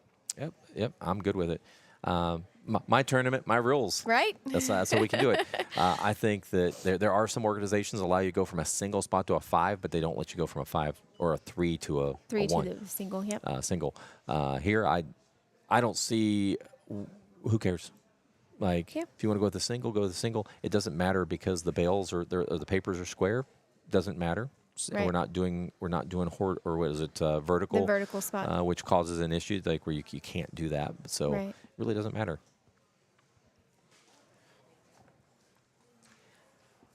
The one thing just a little note, you probably didn't know this, but when we were doing Eyes on Score, it was probably ready to go at a year that we could have put it out. I decided not to because it wasn't as, I didn't feel like it was as rock solid as I wanted to be. There were times where scores weren't coming in, and it was acting funky. And so I told the developers, like, until you guys can get your act together, like, this thing has to be rock solid. Right. And that's when they enabled the ability to download. And where we saw the major issues was outdoors, with scoring. So we have it where it actually downloads to the device. So if it loses a connection at any point, it actually downloads it to the device. And as their connection comes back, it re-uploads it. Reloads. So it tells you. It'll be big red, like you're entering your scores, Right. and then all of a sudden it turns green, and it'll tell you, go ahead and resync. And it resyncs, and you're back in business.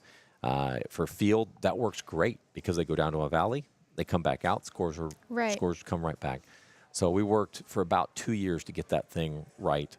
And then last year we went live, kind of a soft live. We haven't promoted it, we haven't done any of that because we wanted to get feedback from everybody, Right. like people like you, like, hey, this would be nice. Some of the biggest feedback was from our youth. Like And we love it. We used our youth, our JOAD, our youth program was what the program that actually helped us create that, all of the little things, like, and one thing you may not even know, like, when you walk down there, if the names are not in the right order, like, let's say they changed where they were scoring. Right. If you hold the name down, you can move it up and Yep. move it down. And that was like almost one of the first things that we did. Like, One we of gave it to them, and the kids are like, for practice, it didn't work because they were like, hey, we want to move the names around. I'm like, Yep. I didn't even think about I that. didn't know it was that capable when we used it at our tournament for 4-H in Victoria. And one of my kids came to me. She's like, oh, we just rearranged the names. I was like, well, how do you do that? That's hilarious. You just push on it and move it. I'm like, perfect. That is Perfect. hilarious. That is awesome because most of us would not be Right. able to I figure wouldn't that have out. even I wouldn't have even thought to Yeah. hover over it and make it move. Yeah. Ryan's so gonna hit that 400. he's on track. He's definitely on track for that 400. We this app there was a few things that it has done, and I don't think, like when I talk to people about live scoring, and I'm just because we're kind of at a break here, I'll talk a little more about it. If you run a tournament and you use live scoring, it just makes your life 100 times better. 100% better. Because you do 100% some work better. up at the front, but then when you run through that tournament, it is absolutely beautiful. And very seamless. Yep. I mean, easy, easy, easy, easy. Speeds everything up. Yes. You don't have people lagging around for an hour afterward Nope. trying to fix their math. Nope. It's Because a calculator. It's all in one. Yeah, it's all in one. I think the Results are live right Yep. there. I mean, unless there's a discrepancy, but very, very rarely, because we ask them to turn their paper and their tablet in at the same time and everything Yeah. matches. we haven't shot a tournament that hasn't had live scoring in years because we have just focused on if the tournament has it, we will do it. Siwatt's a little different. No one cares. I say no one cares. It's not as important to me because I can kind of keep track. You know, I'm watching my one Right. kid. I don't care about anybody else. But for the most part, when we run a tournament, we're going to a tournament that has live scoring, which Aggie Invite, by the way, will have Eyes on Score. Perfect. So we went to, I was mentioning this earlier, so we went to a 4-H shoot, and in that 4-H shoot, it was at the Texas State Fair. So we shot Yes. the shoot there. We're live still. And hold on one second. So we shoot this. So we go there. My mom comes. My in-laws come because it's in Dallas. It's close to them. They live out that way. They're like, hey, this is a great opportunity. Come watch Ellie. We get there and they're just like, how do we know what the scores are? Yeah. And I'm just like, oh, they don't do live scoring Yeah. here. And so the tournament ends. And we sat around for hours. I know. Waiting Man, for the results. We have several And- archers from our area in Victoria that go shoot State Fair as well. And bless their hearts, they get home 2, 3 o'clock in the morning Yep. because they're hanging around waiting for awards. Yeah, it's Yeah. it's So rough. Eyes It's on rough. Score. Eyes on Score makes it all seamless and very easy to host a tournament. All right, so we're going to go ahead and take a little break ourselves, and we're going to switch over to our weight screen. I guess I don't have to really say that, but we'll be back here in probably about 5 to 10 minutes at the most. Okay. All right. Thanks, guys.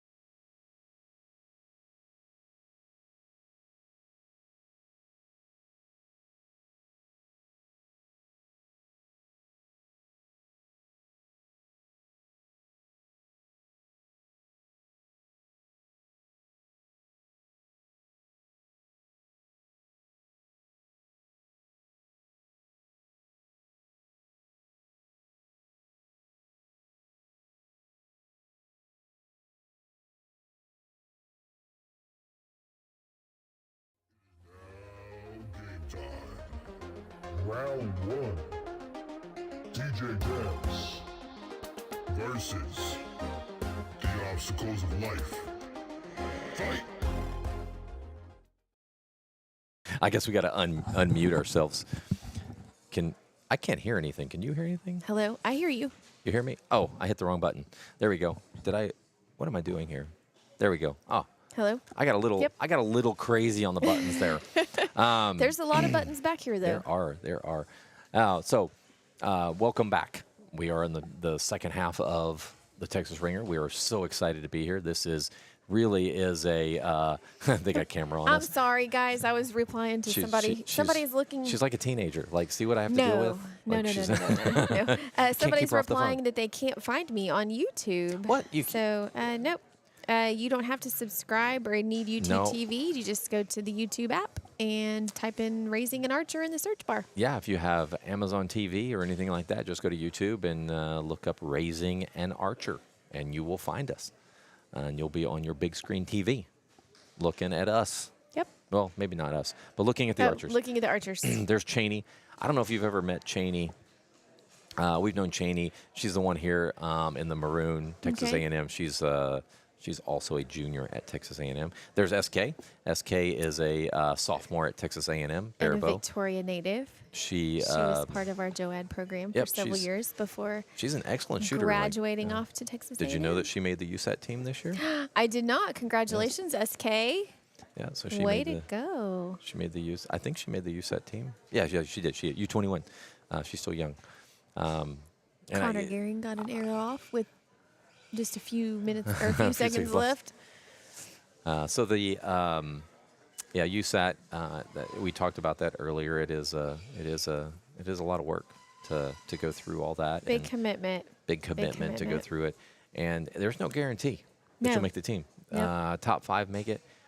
The one thing that's super confusing, and I'm not even gonna try to go into it, but like the adults versus the youth is different scoring.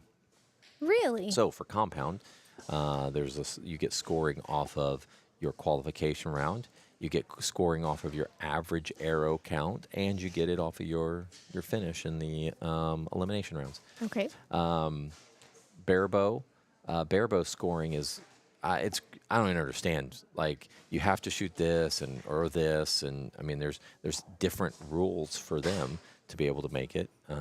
Top 3 for Barabo make it. So there are definitely you better know your stuff coming in. Right. And so for the Right. scoring for USAT, it's I think it's actually pretty simple. Once you understand what it is. So if you shoot qualifications and you come in, let's just keep it simple. You come in 6th place. You got 3 points. You divide it in half. That you got 3 points. Okay. You go into elimination rounds. Let's just say you get knocked out. You're in the top 8, okay, and you have a terrible round. So you look at everybody that got knocked out, all 4 of those people, look at them all, and you rank them through there. So if you were first of the people that got shot, let's just say you shot a 143 and you got knocked out. The other guy shot a 141 and the other one shot a 140, all right, and then 139. So the 140, the highest for one, they would be ranked 5th, Okay. and then 6th, 7th, and 8th in the same point system. So let's just say you got knocked out at 5th. That's 2.5 points. So then you ended up with 5.5 points for the weekend. Total for the weekend. And you want the least amount of points. So if you came in first in qualifications and you won eliminations, you ended with 1 point, and that's what Okay. you want. Most people don't use their indoor scores because how indoor works, they have one indoor shoot for USAT, which would be indoor nationals, and it's your ranking. That's it. So if you come in 5th place, you got 5 points. You have 5 points. At a national Okay. level. It's hard to come up with points. Ryan lucked out. He didn't shoot all the USATs. He only shot a few. But because he shot a few, he had to use his indoor national score, which he came in 5th place in the nation, which was 5 points, which put him, because of that, and in 2 of his JOAD nationals and the USAT that he shot, put him in the top 5. So he lucked out. He wasn't really shooting for it because he was more focused on world field championships Right. than he was on the USAT series, because you don't really get anything for it. You get a shirt. No, you at get the a end of the day. jersey. Get a jersey. Get some discounts. It's an honor. But you know? I was going to say it's a it really is an prestigious honor. It It is really, an honor. When Ryan got it the first time, I mean, we were all super pumped for him. Right. You know, it was just a big win. This one was unexpected. Again, it was a bit. He was pretty pumped. Like he wasn't expecting it, and it happened. And so that was pretty cool. It's you get a cool USA archery jersey. When you shoot world events, you get these jerseys. The new one that just came out, I don't know if he'll wear it, but it is pretty sweet. really. It's all red, and you see the little stars all over it. It's like the reverse color of the blue one that everybody wears. Okay. But it's the red one, and that one's for elimination rounds when you shoot at a world event. I'll be looking for all of your advice. Yep, In yep. about 8 to 12 months. I can help you. That's where we'll be. I got you. Or I got you. that's Connor's goal right now, anyway. I think the USAT is a if you don't do it, you're not going to get to. I think it hampers your ability to get to that next level. Right. Because you're shooting against the best in the nation. In the nation. And all that does is drive you to be To better. be better. Iron sharpens iron. You know, talent builds talent, Yep. and same thing. So that's what you're looking for. If you're one of my kids that I coach, you will hear me say that a lot. Go for it. Shoot know, the bigger tournaments. We've changed how we do our team here at Texas Archery. We went ahead and opened it up to all organizations, and just eliminated. And we're in a position where we're not dependent on insurance. So if you're a USA Archery, and then you require all your members to have USA Archery memberships, that gives you insurance when you have practice. Right. We don't need that. I already have insurance. I already pay a lot of money for insurance for this building. So that gives us the ability to open it up, which brings in a lot more kids. Yes. So we don't have that requirement of having this membership or that membership. I don't even care. Like, just come. Be a part of the Yep. team. Raising an archer. I still have a lot of rules when I did it. I say I did. I don't really run practice anymore here. You've been here. You know Right. that. I'm not really participating at we all. might have a judge call. What I do is I have really good coaches that run our practices. You know, Joe Z, Rod Shackelford, those guys run a really good practice. I don't need to get in the way of that. So, so when we have practice, I've got other things I've got to get done. So I get it done while I'm up here. What are they inspecting over there? On bale number 8? So what he's doing is he's seeing if it's my guess is it a 7 or is it a 6? It's Connor's target. Oh no. So he's looking, yeah, it's definitely, he's looking at, I can't see his light is so which target, we can't, he's it's looking at the center Connor's one. target. He's definitely looking at the on center one. 8. It's 8B. Yep. So he's checking to see if it's a 6 or a 7 is my guess. I can't tell looking down there. So he'll make the call for them. It had to be close. It had to be because most of the time the guys. Yep, you can see it's on the top, so it's going to be close. The guys work it out themselves. Is what you want. Yep, Your bailmates to work it out themselves. and they usually do. You know. Judges call is final. Yes. There's no pleading. no no pleading. bargaining. Nope.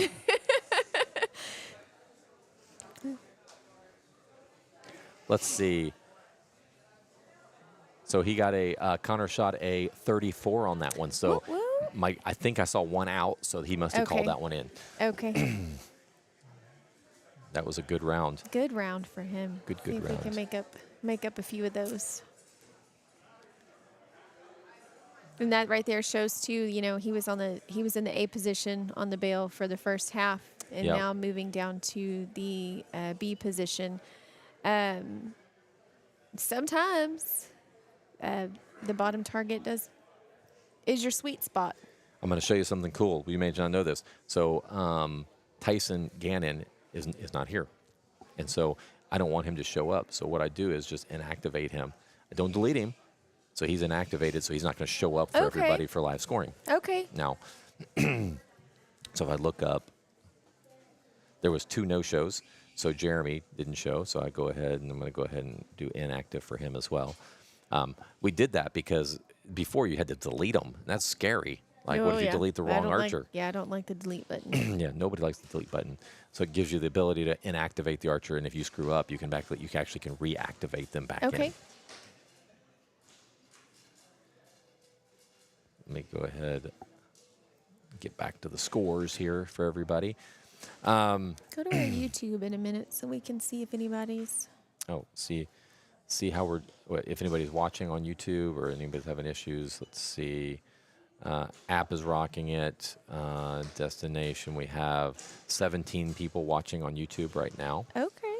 So we have almost 30 people. I've got 5. online. Yeah, I've got 5 on Raising an Archer Facebook. Yep. So it's that's what, if you ever hear us say numbers, it's because we're broadcasting on multiple platforms, which helps us, helps get the word out to everybody about the live coverage. We have to pay for that. Everything you do, you have to pay for. Of course. Music, you have to pay for this. I have to pay for this crappy music, but it's royalty free so that you can play it on live coverage. It's just, it's always something, always something.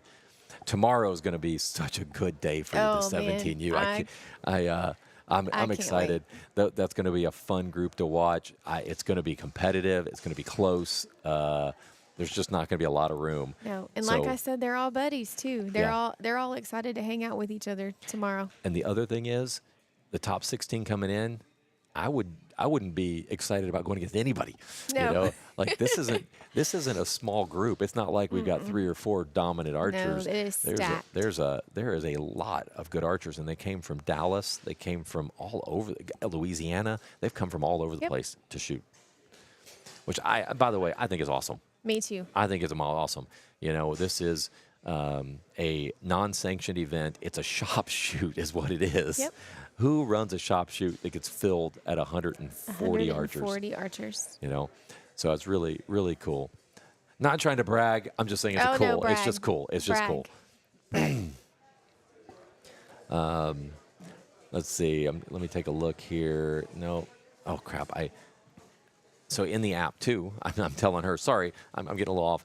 But if you go to results, you can actually do it by time slot. So you know exactly who's scoring at that time. I had them add that last year because it was so hard for me to figure out if there was people that weren't scoring or not scoring, because you can go to the time and it shows you exactly. She was quick. She was quick. She moved right away from him. See, if that was Jacqueline, you would have been plenty of time. Plenty of time. We have a good view from the booth where a camera, you guys are actually viewing it now. The camera angle is different. And as a spectator, you don't get to see this view very often unless you're watching the live stream. That is true. Man, I was just looking at Matt Requa's scores. He's killing it. He's definitely Way to go, Matt. He's going to be a tough one to. He's going to have a tough score. But when you have a couple archers like Vanu. Vanu's been shooting awesome. Right. Vanu took one for the team, and they moved him to Barebow for Joad Nationals because he was shooting pretty good.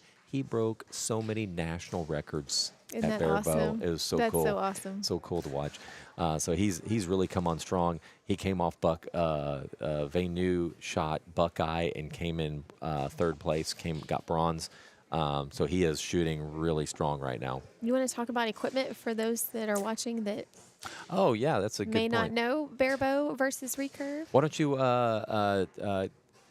How well do you know the Asiatic? I don't know. bows? I don't know him, but that is what we're looking at right there on the screen is the younger archer is shooting Olympic recurve. There they have a sight, a rest, a clicker, a stabilizer. Even though it is technically a stick and string bow, that's what we call Olympic recurve. Next to him, the archer is shooting bare bow, traditional. It's a trad. He's trad. Trad is wood riser. And then next to him is a freestyle compound archer. That's where pretty much anything goes. Lights, camera, action. The compounders is where my expertise comes in. They have the cam system on the bow. The archers are allowed to have magnification, the stabilizers, front and rear bars. There's really no limitations there. They have a release aid. What am I missing? I don't I don't know, think but anything. I was just noticing. I looked down and just saw that Matt Rico is shooting a 210, but Kaylin is shooting a 215. What? That kid's like 14 years old. 14 years old. He's in recurve. That kid is killing it right now. He's an Also, adult. look at Ethan Chan. Ethan Chan, 214. So These are good scores, guys. Yeah, those are great scores coming in. I was saying that he may be number one. He may not be. I mean, you've got a 14-year-old kid that may take that top spot. Right, but again, like we talked about, iron sharpens iron. Yep. You know that. It's good scores. So we've got a lot of good scores going on. This is going to kind of set the pace for the entire weekend.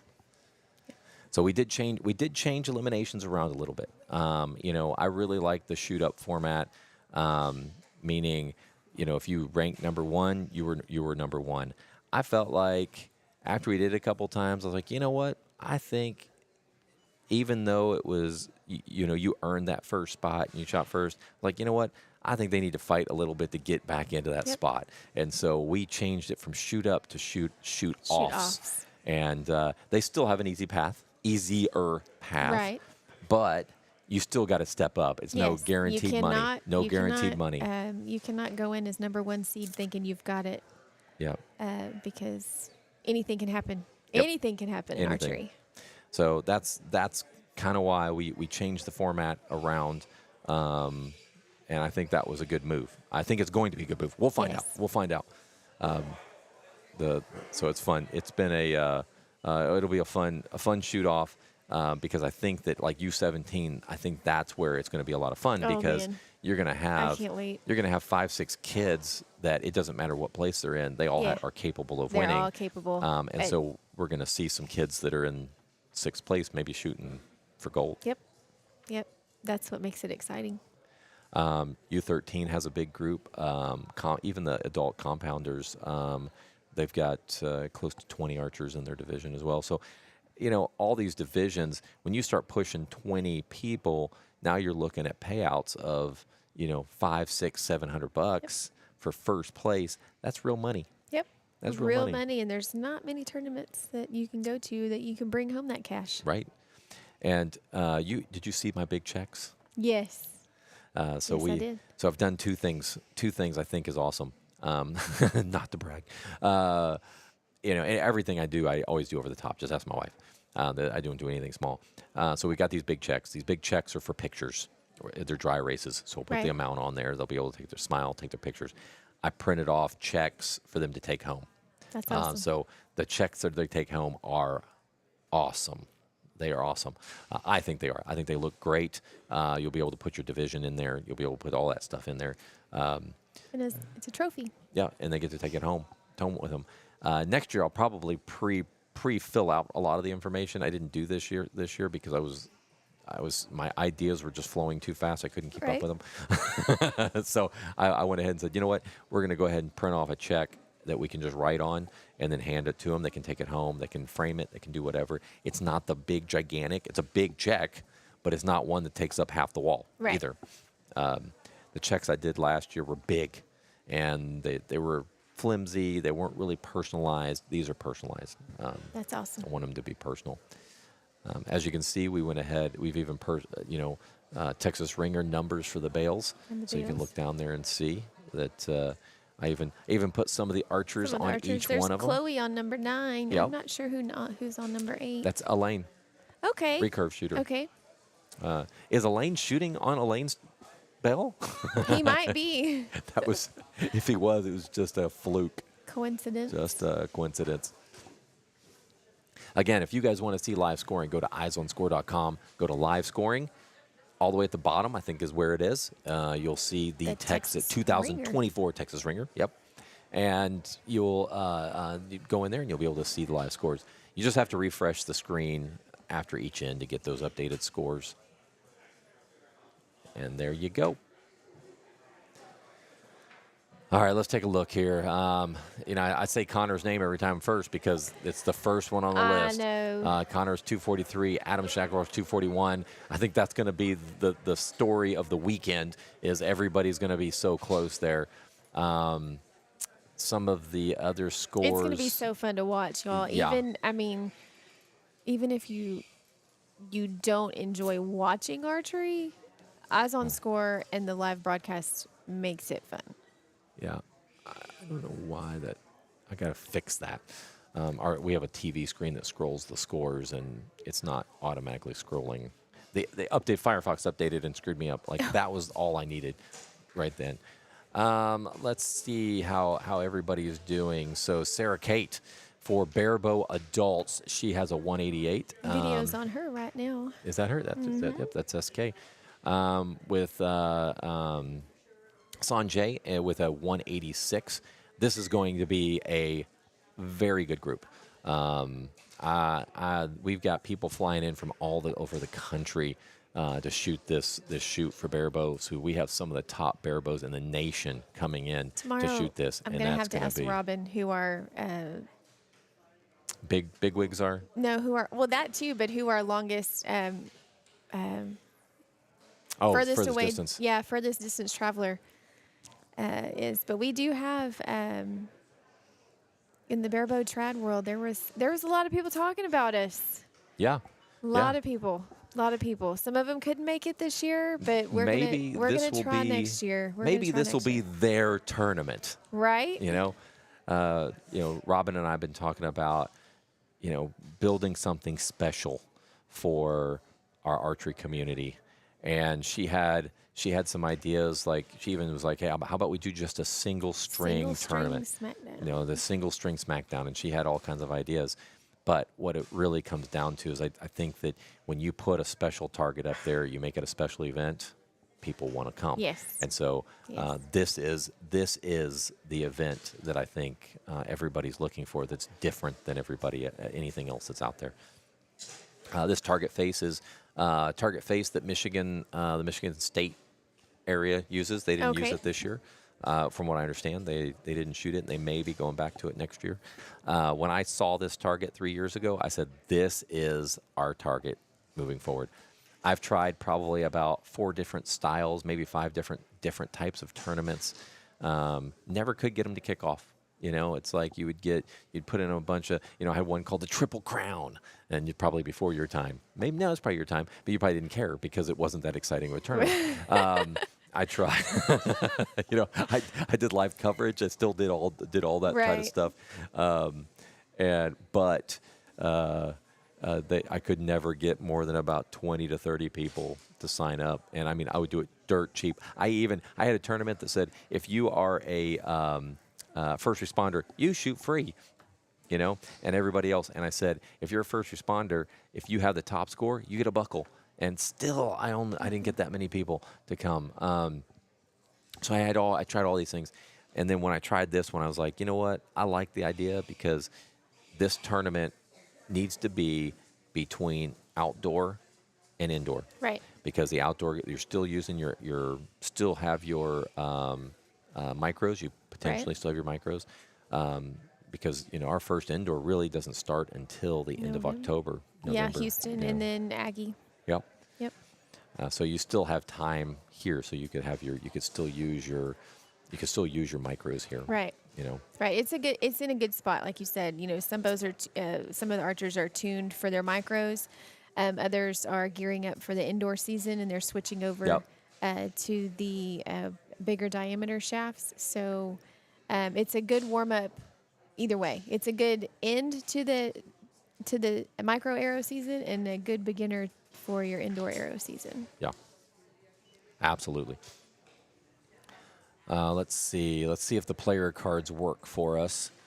Let us know if you can hear us when we switch over to a player card. So one of them, let me go ahead and start that again.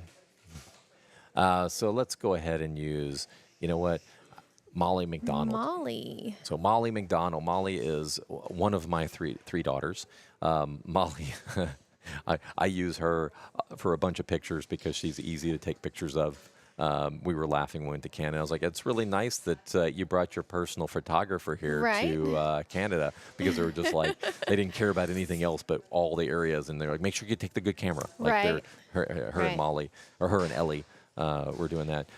Molly picked up, she's been shooting for about 2 years. She shot Vegas last year. My wife shot Vegas. That was their first time to shoot a major tournament. They loved it. They thought it was pretty awesome. Y'all think I'm crazy when I say take your kid to Vegas. Oh, yeah. Go shoot the Vegas tournament. It is, I believe it's one of our favorite favorite tournaments. This year coming up, I think we are 10th year in a row to shoot Vegas. That's awesome. That's awesome. We love it because it gives us, like, for us, we're not, we don't care about the downtown. What we enjoy is, you got the Hoover Dam, you've got Mount Charleston to go hike and be up, and there's snow up there every year. Right. You can go see some snow. We like to see a little bit of snow and then get out as fast as Right. we can. And then you have like, what we do is we'll take a couple extra days. We've gone to Zion National Park, which is one of our family favorite parks to go Right. to. Angel's Landing, look it up. We hiked to the top of it. We should have looked it up beforehand because it was one of the scariest hikes I've ever been on. Wow. But it was really cool.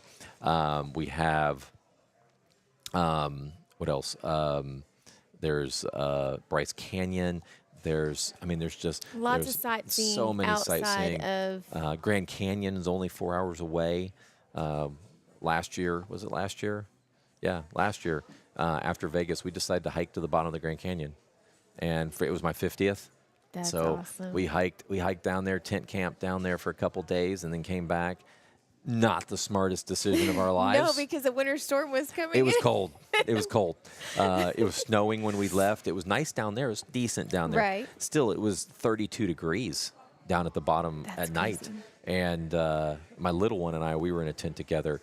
And my daughter and my wife were in a tent. And then my son, Ryan, you know he's tall. The dude's Yes. like, he's 6'6". And so we didn't think that there was, like, sleeping bags had size limits or Oh, gosh. sizes. Like, who knew, right? Right. So we just bought them. We didn't try them out. We just bought all the gear, and we just got it all to Vegas. We hiked down to the bottom, and first night he gets into the tent, and he's just like, "Are you serious?" It comes to his chest. no. And so he can't even squeeze up enough. And so he gets in it, and then he had to wrap himself, like, in sweats to get the top part warm. Wow. It was so cold. We were supposed to tent for 3 days, but after the second day, I was like, you know what? Let's call it. Let's head back home. Y'all, So I'm we going to did. be real honest. I am not a hike in the mountains. No? Nope. Flatland and beach, yes. Yes, Mountains, no. my wife's a big hiker. She loves it, and so we do it. And That's awesome. I enjoy it too. It's not bad. I was grumbling while we were in Canada. Like, she went to hike to the top of this mountain and overlook a glacier. It was awesome.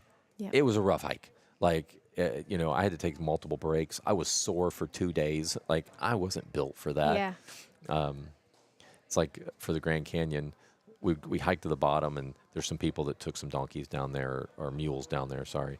And he's like, so, man, like, how much training you do? And then my family just started laughing because they know I didn't train at all. Like, I'm like, I'm just hoping I make it back up. Right.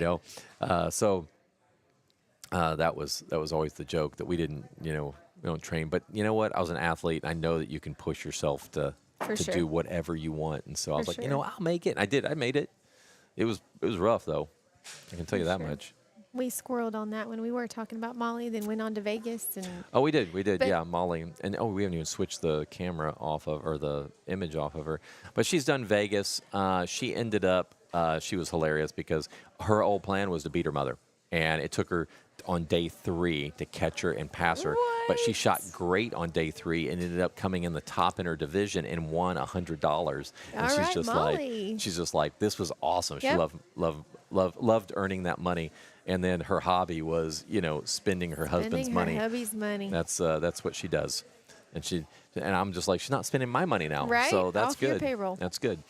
I gotta pay attention a little more to the transitions know, because we got sidetracked. We don't see that screen like you guys do. Like it doesn't show up as one of our main screens.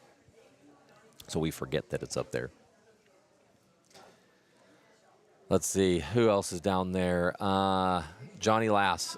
Johnny had a hilarious picture. So I'm going to go ahead while they're doing it. Johnny is here. Johnny is Asiatic archer, Texas Asiatic archery. He may be the one that we were just looking at. We were just talking about his trad bow. He's been shooting for 7 months. He's out of Austin, Texas. He just enjoys shooting, you know. That's number one rule. Have fun. And ignore any typos that I have, because I've been made fun of quite a bit for my typos. Part of them is I've copied some of your emails directly in, and they were typos. And but I can't blame them for all on them, because I'm doing them so fast that sometimes I don't read it all the way. So if you have one and you want a copy of it and there's a typo, just let me know and I'll fix it for you. But yeah, it almost looks like he's smoking without the smoke just comes out there. But there's Johnny's shooter card. What end are we on, Scott? Let's take a look. You refresh the screen.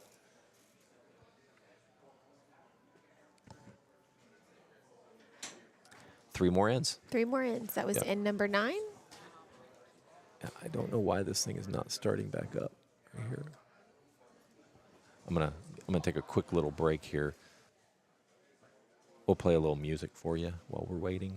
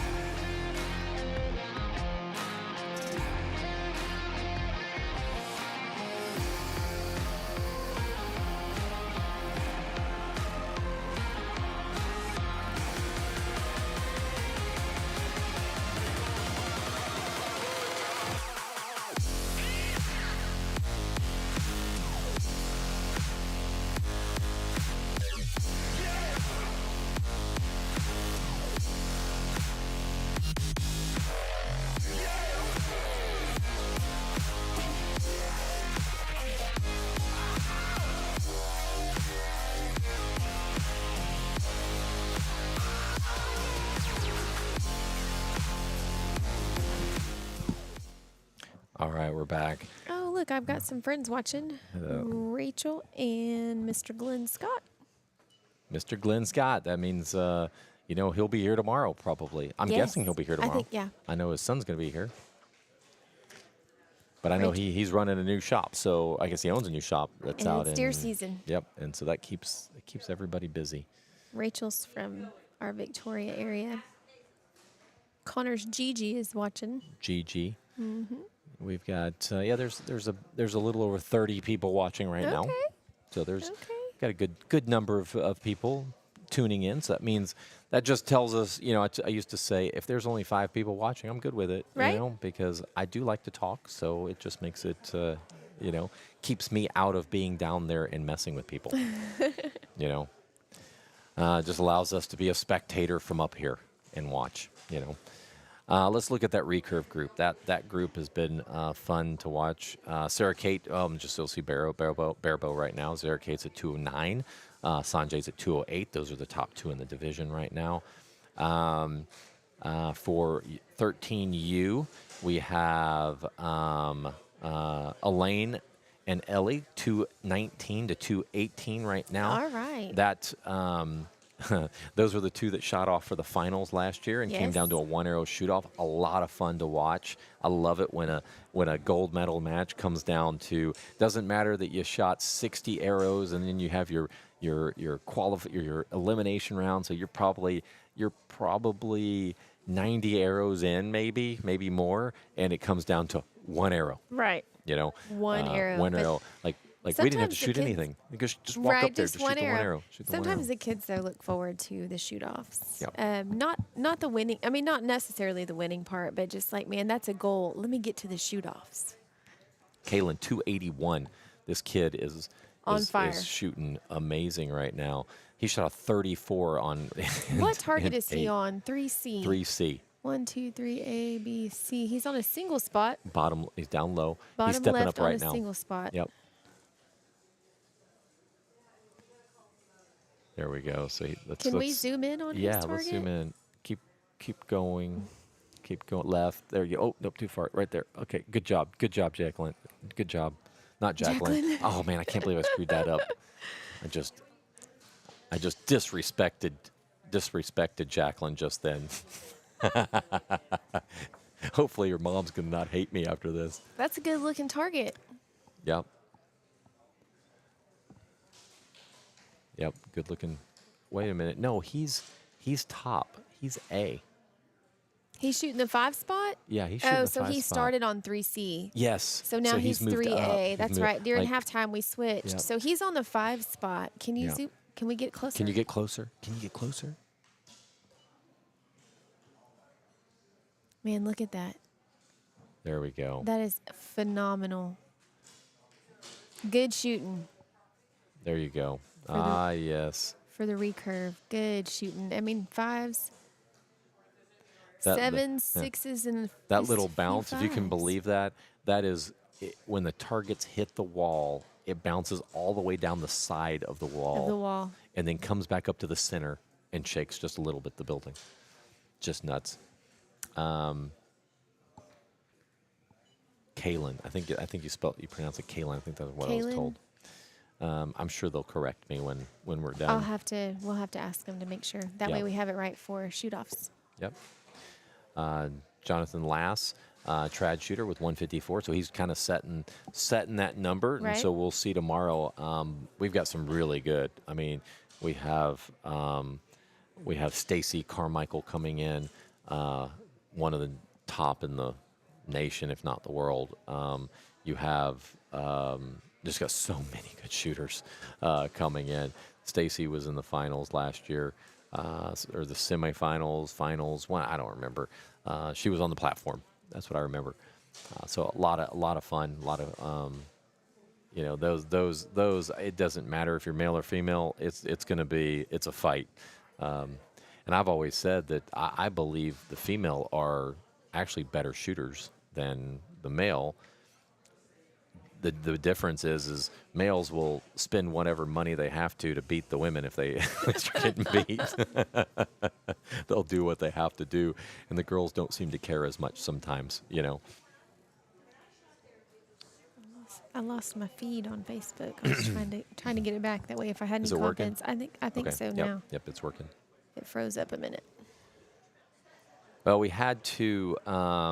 The reason why I was struggling a little bit on networking here, our whole networking setup is not working. So I had to jump into Wi-Fi to actually get to run this thing over Wi-Fi, which is not what I ever want to do. Right. Is run over Wi-Fi, but we had to do what we had to do, to get this thing going. We were down to the last, and Jeff didn't have the. Jeff was struggling with, there's a setting that something's not right. We got to figure out, but it ran great for download, terrible for upload. Not that anyone cares. I was going to say you're talking gibberish to me because I don't.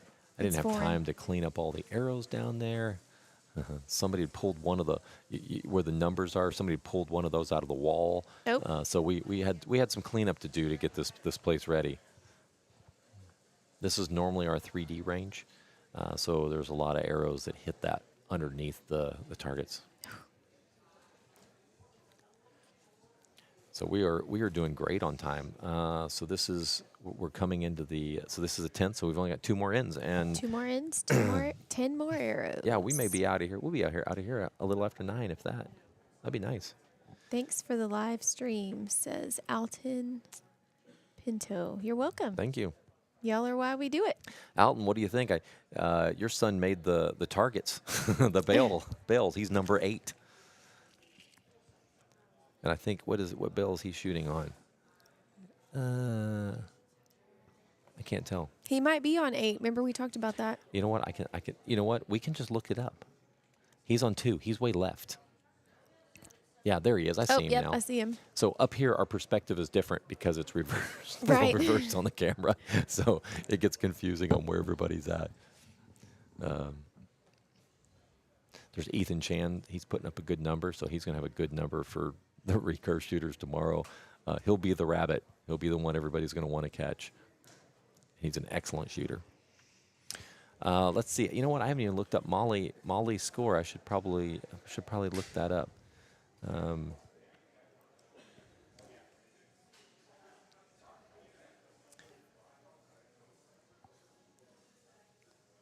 see. Let's go to Barabo. Molly McDonald. She's at 198. She's doing pretty good. There's 7. Yeah, so she's not in last place, and that was her goal. There you go. You know, the scores are not that far apart though. Like they're all kind of close. And that's just there's like 7 of them. That's not even a third. Right. Look at 17U compound right there. Adam and Connor, 303 and 303. Y'all, I'm telling you, this 17U group is going to put up some. It's going to be fun. It's going to be exciting. It's gonna be going to fun. be exciting.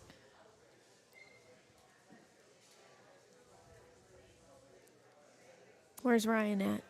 He's at a 343 right now. With 70 points left in the game. Yep. Oh, Oops, I'm sorry. Let's see. That's the the one thing I know about freestyle is even the top. I'm gonna say probably the top 6 or so could probably win it. Like once you get into the shoot-offs, it's everybody's game. We're looking at Carson Cray right now. Carson is excellent in shoot-offs. Like she puts up good scores. I'm not going to downplay her shooting at all, but she just seems to step it up when it comes into the more high pressure. Yeah, the elimination rounds. She ended up winning.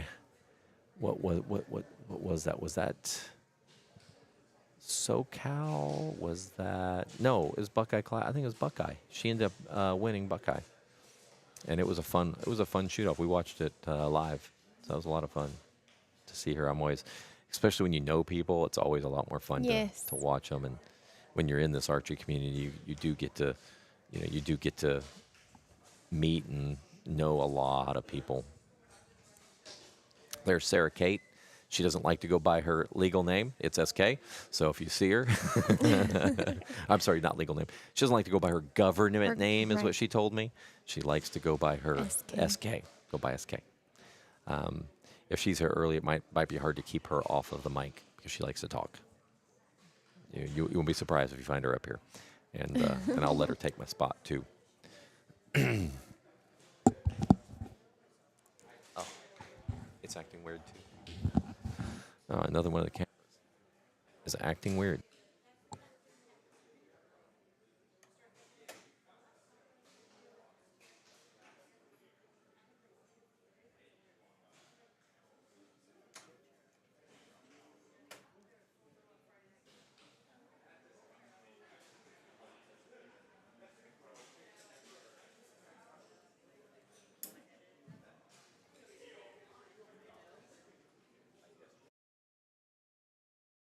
That was not it. I don't know. It's not labeled. That's not good.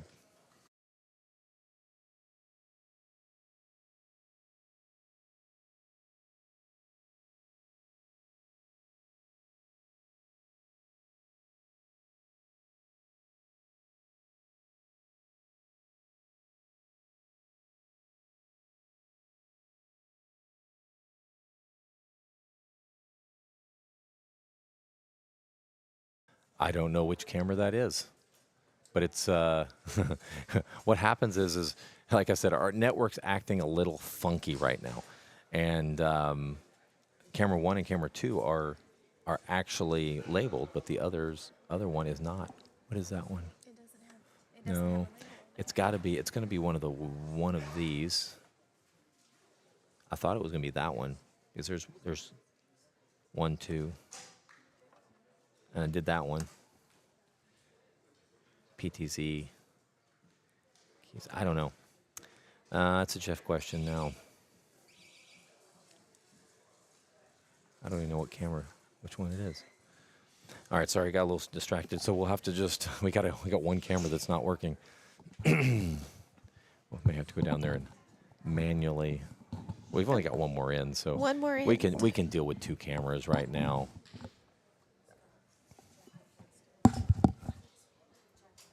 Oh, how'd she fix it?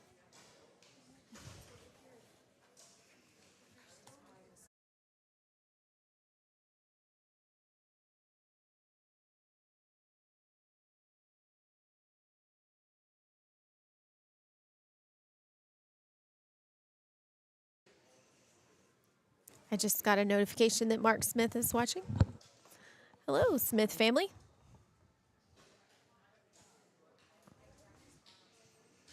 We are on the 10th end. No, this is Oh, the 11th. 11th end. 11th end, so let's see here. Yep. So 2 more ends, and we are done. We can put a fork in it, We're on Carrie. the bottom of the 11th end. Yeah. Top line shooting. Top line shooting. There's Molly and Ryan. So Molly is the one in the Texas archery jersey. Ryan is her little brother.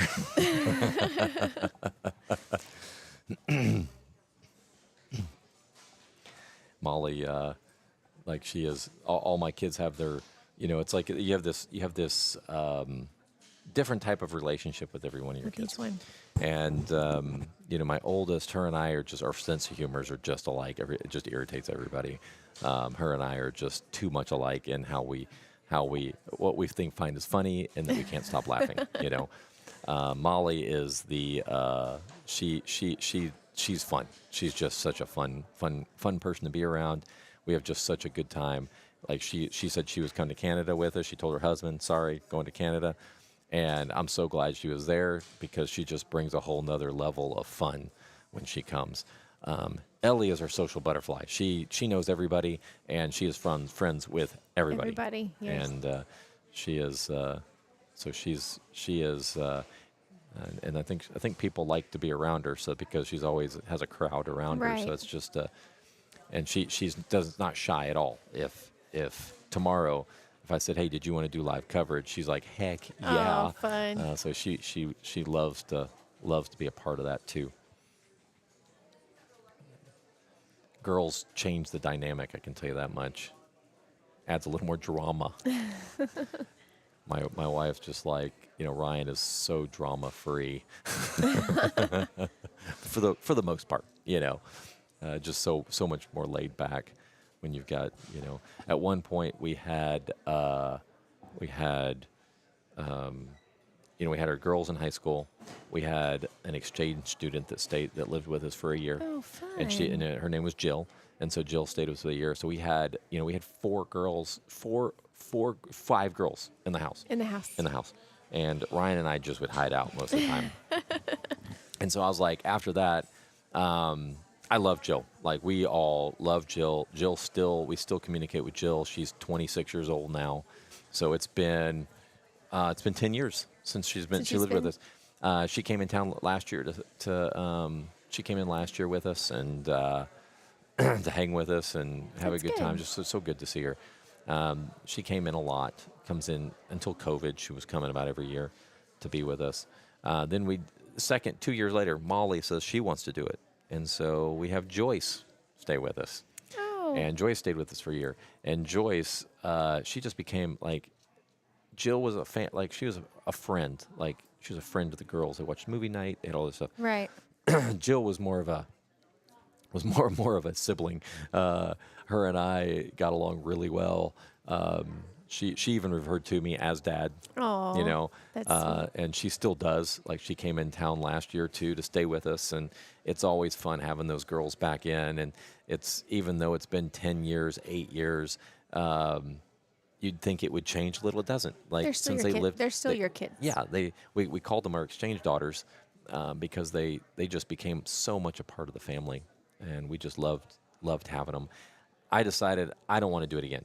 I got too attached to them, and it was almost like you have one of your kids that leaves, and you're just like, and because when they leave, they leave. Right. It's not like they're coming back. Right. And it could be a year that they come if they come back again. So it was always very tough on me, and I was just like, I can't do this emotionally again because I just you just fall in love with those girls. Looks like everybody's scoring. Yep, one more end. One more end. Oh yeah, let me look. So, it was Joe told me how to pronounce it's Kalen. Kalen is how you pronounce his name. Okay. Kalen. Thank you, Joe. We're getting enunciation advice from Joe. Josie. Hopefully Joe's feeling better. He hasn't been feeling well, so Oh, sorry to hear that. yep. But I'm sure he's happy. He's going to be able to. I don't know if we'll see him tomorrow, but he'll get to see everybody shoot tomorrow if he wants to from his seat at his home. Again, thank you for joining. We do this just for fun, and we try to do it as professional as we can so everybody can see all their archers and get a different perspective, like you said. Right. We love that you have a straight-on view, which you normally can't get No. because I don't know about you. but Arrows are flying I don't that care way. how good a shot Nope. they are. I'm not standing that Nope. far in front of anybody. Me either. But Me gives you a either. whole different perspective, a whole different view. It looks like they're looking. Is that your son's arrow again? No. No. Okay. No. Not Connor's target that time. Ellie looked like she had a tight little group there. And if you look at my two Her daughters, target looked pretty good too. even though there's 10 years difference between them, they look so They much do. alike. They do. My little one, my 13-year-old Ellie, her plan, what she loves to do is see what Molly wears, and then she tries to match her. Oh, fun. And at first, it used to drive her crazy. But Yeah. now Molly's kind of like they had planned outfits on our trip, so it was fun. Mark says, awesome live coverage. Carrie's doing great, and Scott is too. I thought it would be the other way around. Thanks, Mark. Like not the other way. I thought he was going to say, "No, Scott was okay. He's okay." As somebody said, I have a face for radio. Well, I See, have that's perfect. what I told you earlier when Robin asked me to be on, I'm like, have you heard me talk? Because I'm squeaky. So I can was take the squeak nervous. out. I can take the squeak out. I was nervous. I'd always take the squeak out. Got several Aggies down there. We got Try down there shooting Olympic recurve or Try. I don't know. I'm probably butchering his name. Sanjay. I'm pretty sure I got that right. Right? Colton Got with a some- little English. We got several shooters. If we look at the shooter cards, let's see if I've missed any of the shooter cards that are out here. I'm sure I have. Have we done Adams? We have not done Adams. Let's do Adams Let's do real a quick. Adam There we go. Adam player card. So there's Adam Shackelford. Hopefully you guys can hear us. Adam shoots for Texas Archery Spider X. That's our new team name, which I think is pretty cool. Go ahead. I'll let you talk about him. Shooting years. Adam has been shooting for about 3 years. Dad told us he's not from Madisonville, Texas. It is He's from New Waverly. New Waverly, New yep. Waverly. New Waverly, Texas. Shoots a compound, a second-year former champion of the Texas Ringer. 2023. Shot his he first shot his NFAA first 300. NFAA 300. That's on a similar target face what they're shooting now. A little bit different scoring, but Yeah. similar target face. That's a big deal. It is huge. You know, people huge say, deal. "Oh, it's so easy to shoot." Well, go out there and shoot one. You know, Yeah, these it's not. These kids shoot. You know, it's like shoot, trying to get those 300s and Right, and then 300. If nobody knows, if anybody doesn't know, it's on the NFAA target. It looks similar to the 5-spot that you see here. As it'll be again 60 arrows, Yep. 5 arrows per end, 60 arrows at 20 yards. And once they get them, normally it becomes very easy at Right, that point. right. But that first one is a big Connor, deal. man, Connor got his. He shot 4 times in one weekend and got it on the 3rd time. Wow, that's a lot of. It was a lot of shooting. arrows. He was determined. Because you got to get it. You got to get it under your belt. Yes. Like you got to get that and under then your belt. then it's like, okay, I'm gonna go get another one. Yeah. Adam's hobby is working on his Jeep. Hey, Sorry, I just. you're good. That's a cool Oh. Jeep. I've seen that in the parking lot. I know. You know, that's a So awesome. That's a silhouette of him. Yes, Which of I think him is- shooting. I think it's pretty Yep. cool. If you see him driving around, it's the Jeep with a silhouette of him shooting his bow. Yep. All right, we got the last group coming up. So this is Connor's last arrow or two. He's holding a long time. That's what makes me nervous sometimes. Yeah. But you notice there's a different view. Like I will talk to parents after after tonight. Tomorrow we'll show up. And they're like, man, we watched the whole thing because they're wanting to. It's a way of reevaluating their Yep. shot and see how it looks and all of that, which I think is pretty cool. If you had seen us 2 years ago, we've come a long ways. I spent dollars in areas that I wish I hadn't spent, because I didn't know what I was doing. Now I do know, and so some of the dollars that I had spent, I should have bought different stuff, but I just didn't know. So now the quality wasn't that great. You couldn't control anything. Now we have the ability to control and get better views of our archers. When we first started, we just had regular cameras too, so you would literally had people sitting on chairs moving the camera out. You had to move the camera. I but remember you only those see days. it from behind. You couldn't see anything. You Right. couldn't see the targets. I had those little Mevo cameras on the target. You couldn't tell if it was. You could barely tell if it was in the white. It was so bad. Right. Look so who's in the bad. crowd over there, Mr. David Allen. Mr. David Allen. He's one of my Back there favorite behind the friends. judges' One of my favorite guys table. here in the archery community. He's got such a heart for the archery community here does. and does so He much does. for it. So Not much even- for it. Not even shooting this weekend, but decided to come out and support the Archers of Texas. Yep. So let's see, Connor. So one thing you'll notice, Connor will be shooting again tomorrow. This tournament, another thing that I added is you can shoot more than once. Yep. You can shoot twice. It costs you. You have to pay twice. But you can shoot twice, and we take your top score. It becomes that really is a big deal because if you can shoot that second round and get yourself moved up in spots, it was worth it. Right. You It know? sure was. Going Uh, into this, that's kind of what I asked him. I was like, you want to shoot twice? And he talked about it for a little while, and then was like, you probably should get your nerves out. If Yeah. there's You don't want to beat the next day, which normally they Right. do. They normally right. will shoot They better normally the do second day. because they're more comfortable. Like I said, really, it's just get the nerves out, get the lighting adjusted. You know what to expect in the Yeah. tournament scenario, Yeah, and it being the first indoor for him, yeah. and yeah. for a lot of archers, it's There's a added perk if you can sign up for a second line. you'll see kids go from 6th place to 4th place.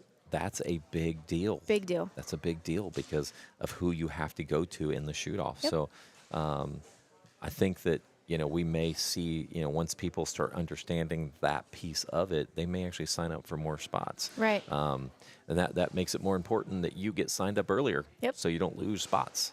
So the faster you sign up. So by the time we were a month out, and we had less than 10 spots open.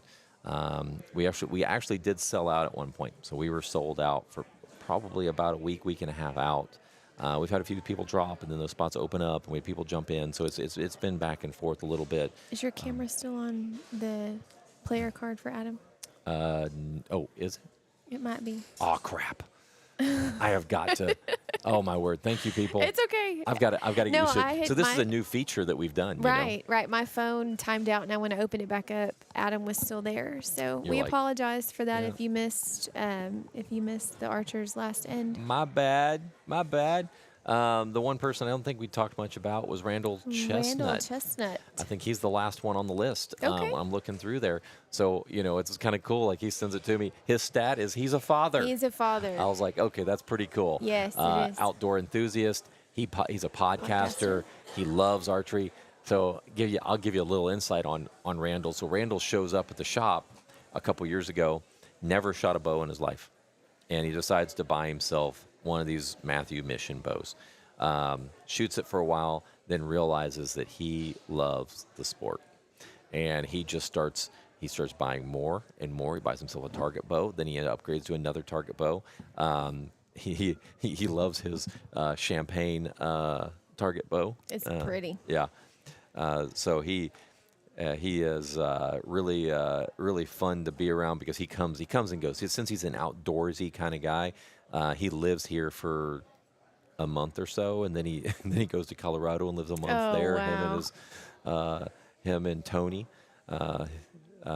She does, like, they're all into the media stuff. So she's like I'll see videos pop up and it's her. So she does, how they're like the T-Mobile commercials where they're talking and stuff. That's the Yes. kind of stuff that she does.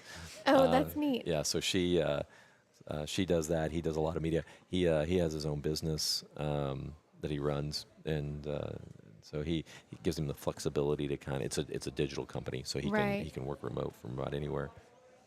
Archers are scoring their last end for This is the it. evening. Yep. So we've got three more times tomorrow. That means, Carrie, we got a lot of talking to do tomorrow. A lot more talking to do. 9, 1, and 6. 5. 9, 1, and 5 tomorrow. 9, 1, and 5 p.m. So we did that with practice. So we started at 6. That was 2 hours and 43 minutes. Almost 3 hours. That's not bad. No, not bad. Not bad. And pretty much a full house. Yep. There's not many bales open down there, so. Yeah, we'll be out of here. We'll be out of here by 9 for sure. I say not for sure. It's like 15 minutes. No, Right. We'll be out here by 9:30 for sure. Right. But yeah, looks like we'll see. However, I mean, everybody seems to be happy down there. I think so. It's. Oh, this, no. Yeah, this tournament. The thing with this Connor's tournament. got his hands on his head. Oh, that's never good. I don't know. That's never good. The Talking to Trustin. That's one of his yeah, buddies. Yep. Trustin, he's we've done some interviews with him. Good kid. Colby, right There's there. some smiles right there on target. So Colby's 7. he's got young kids, so he sneaks away and shoots up here, and he's always got the latest technology, and he tells us all the cool little things. So he's a good resource to have. Awesome. There's Randall right there. There's Jacqueline. Randall, Jacqueline, and Jason.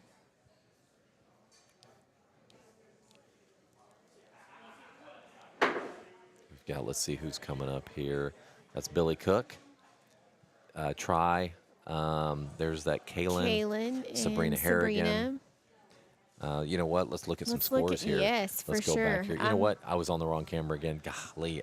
You know what? I should give this control over to somebody else. It should not be me. And I Well- guarantee you, Joe's probably going to message me and say, "Hey, dude, don't have somebody else handle the player Oh, cards." Mark Smith texted too. Player card still. Gosh dang, guys, sorry. Let's look at the scores. So before we close this thing out, let me look here. So Adam Shackelford 364 and Connor 366. So 366. Those are going to be the scores. They're tied everybody's, 6s and 7s. Yep. Yeah. Wow. Whew. So yeah, that would be the case right there, where we would, if they were tied, which they could have been. Their whole scores, The yep. whole scores would have been different. Colton Converse broke the 400 with a 409. Ryan with a 410. Ryan with a wow, 410. see, those are Yes. some top scores. Let's see.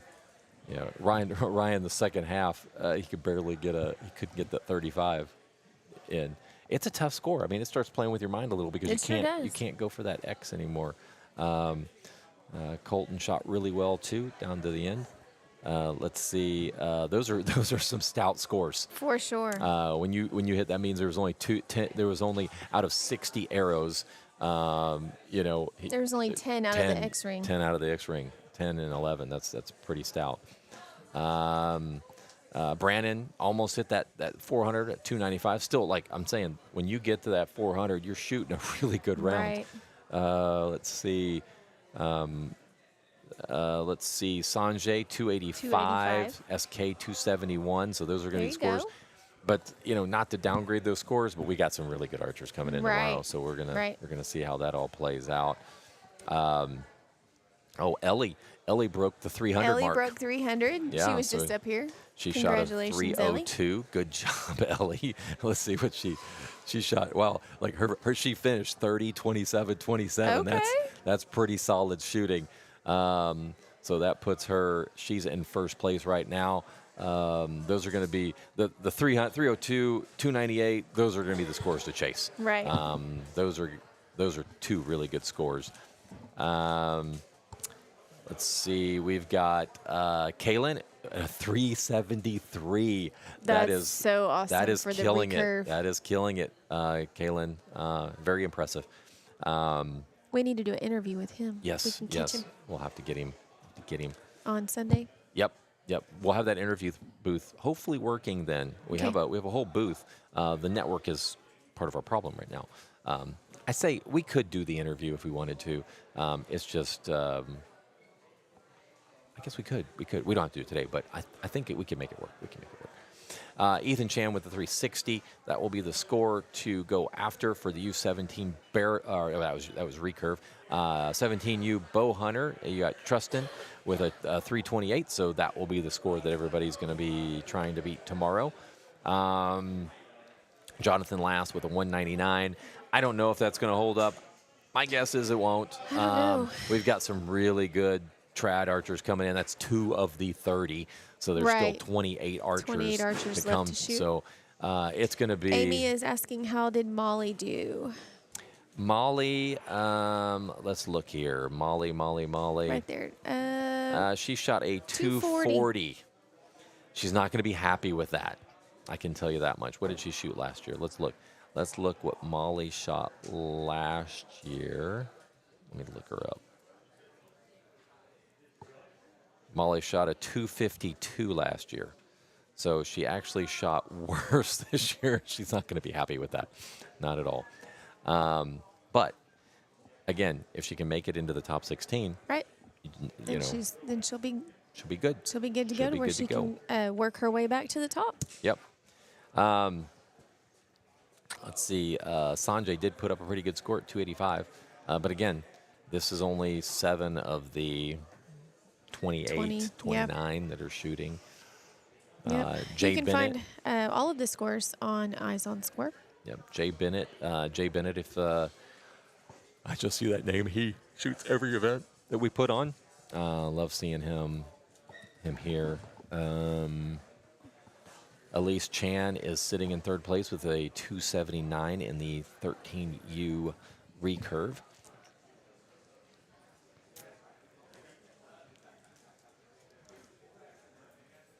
So that's there's good scores. Good scores out there. Tomorrow we'll start seeing a lot more scores, which will be fun to see. You know. First line is 9 a.m. Tomorrow, 9 a.m. Make sure you're here about an hour beforehand. We'll open the doors probably. My guess is I'll be here probably around 7:30. Get everything going. Make sure everything's working like it's supposed to. Maybe Jeff will have some time to work on some of this stuff for Okay. us and get some of that going. I think the interview booth, I mean, it can work. We don't need all the stuff that is plugged in to make it work. We Right. can make it work with what we've got. But we want to thank everybody for joining us here at, go ahead and put the video on us real quick. But thank you for joining. This is a lot of fun. I can't wait for tomorrow. Tomorrow's going to be exhausting. Sunday is going to be even more exhausting. Yes. Especially since we got to be here at like 5:30 in the morning. Yeah. 5:30 in the morning on Sunday. Yeah, first shoot starts, first elimination round start at 7 a.m., then 8:30, and then 10. We had to do that to be able to get everything started by noon for the head-to-head, that's when it gets fun. That's where That's where it's at. Yep. So thank you for tuning in, and we will catch you guys at the next target.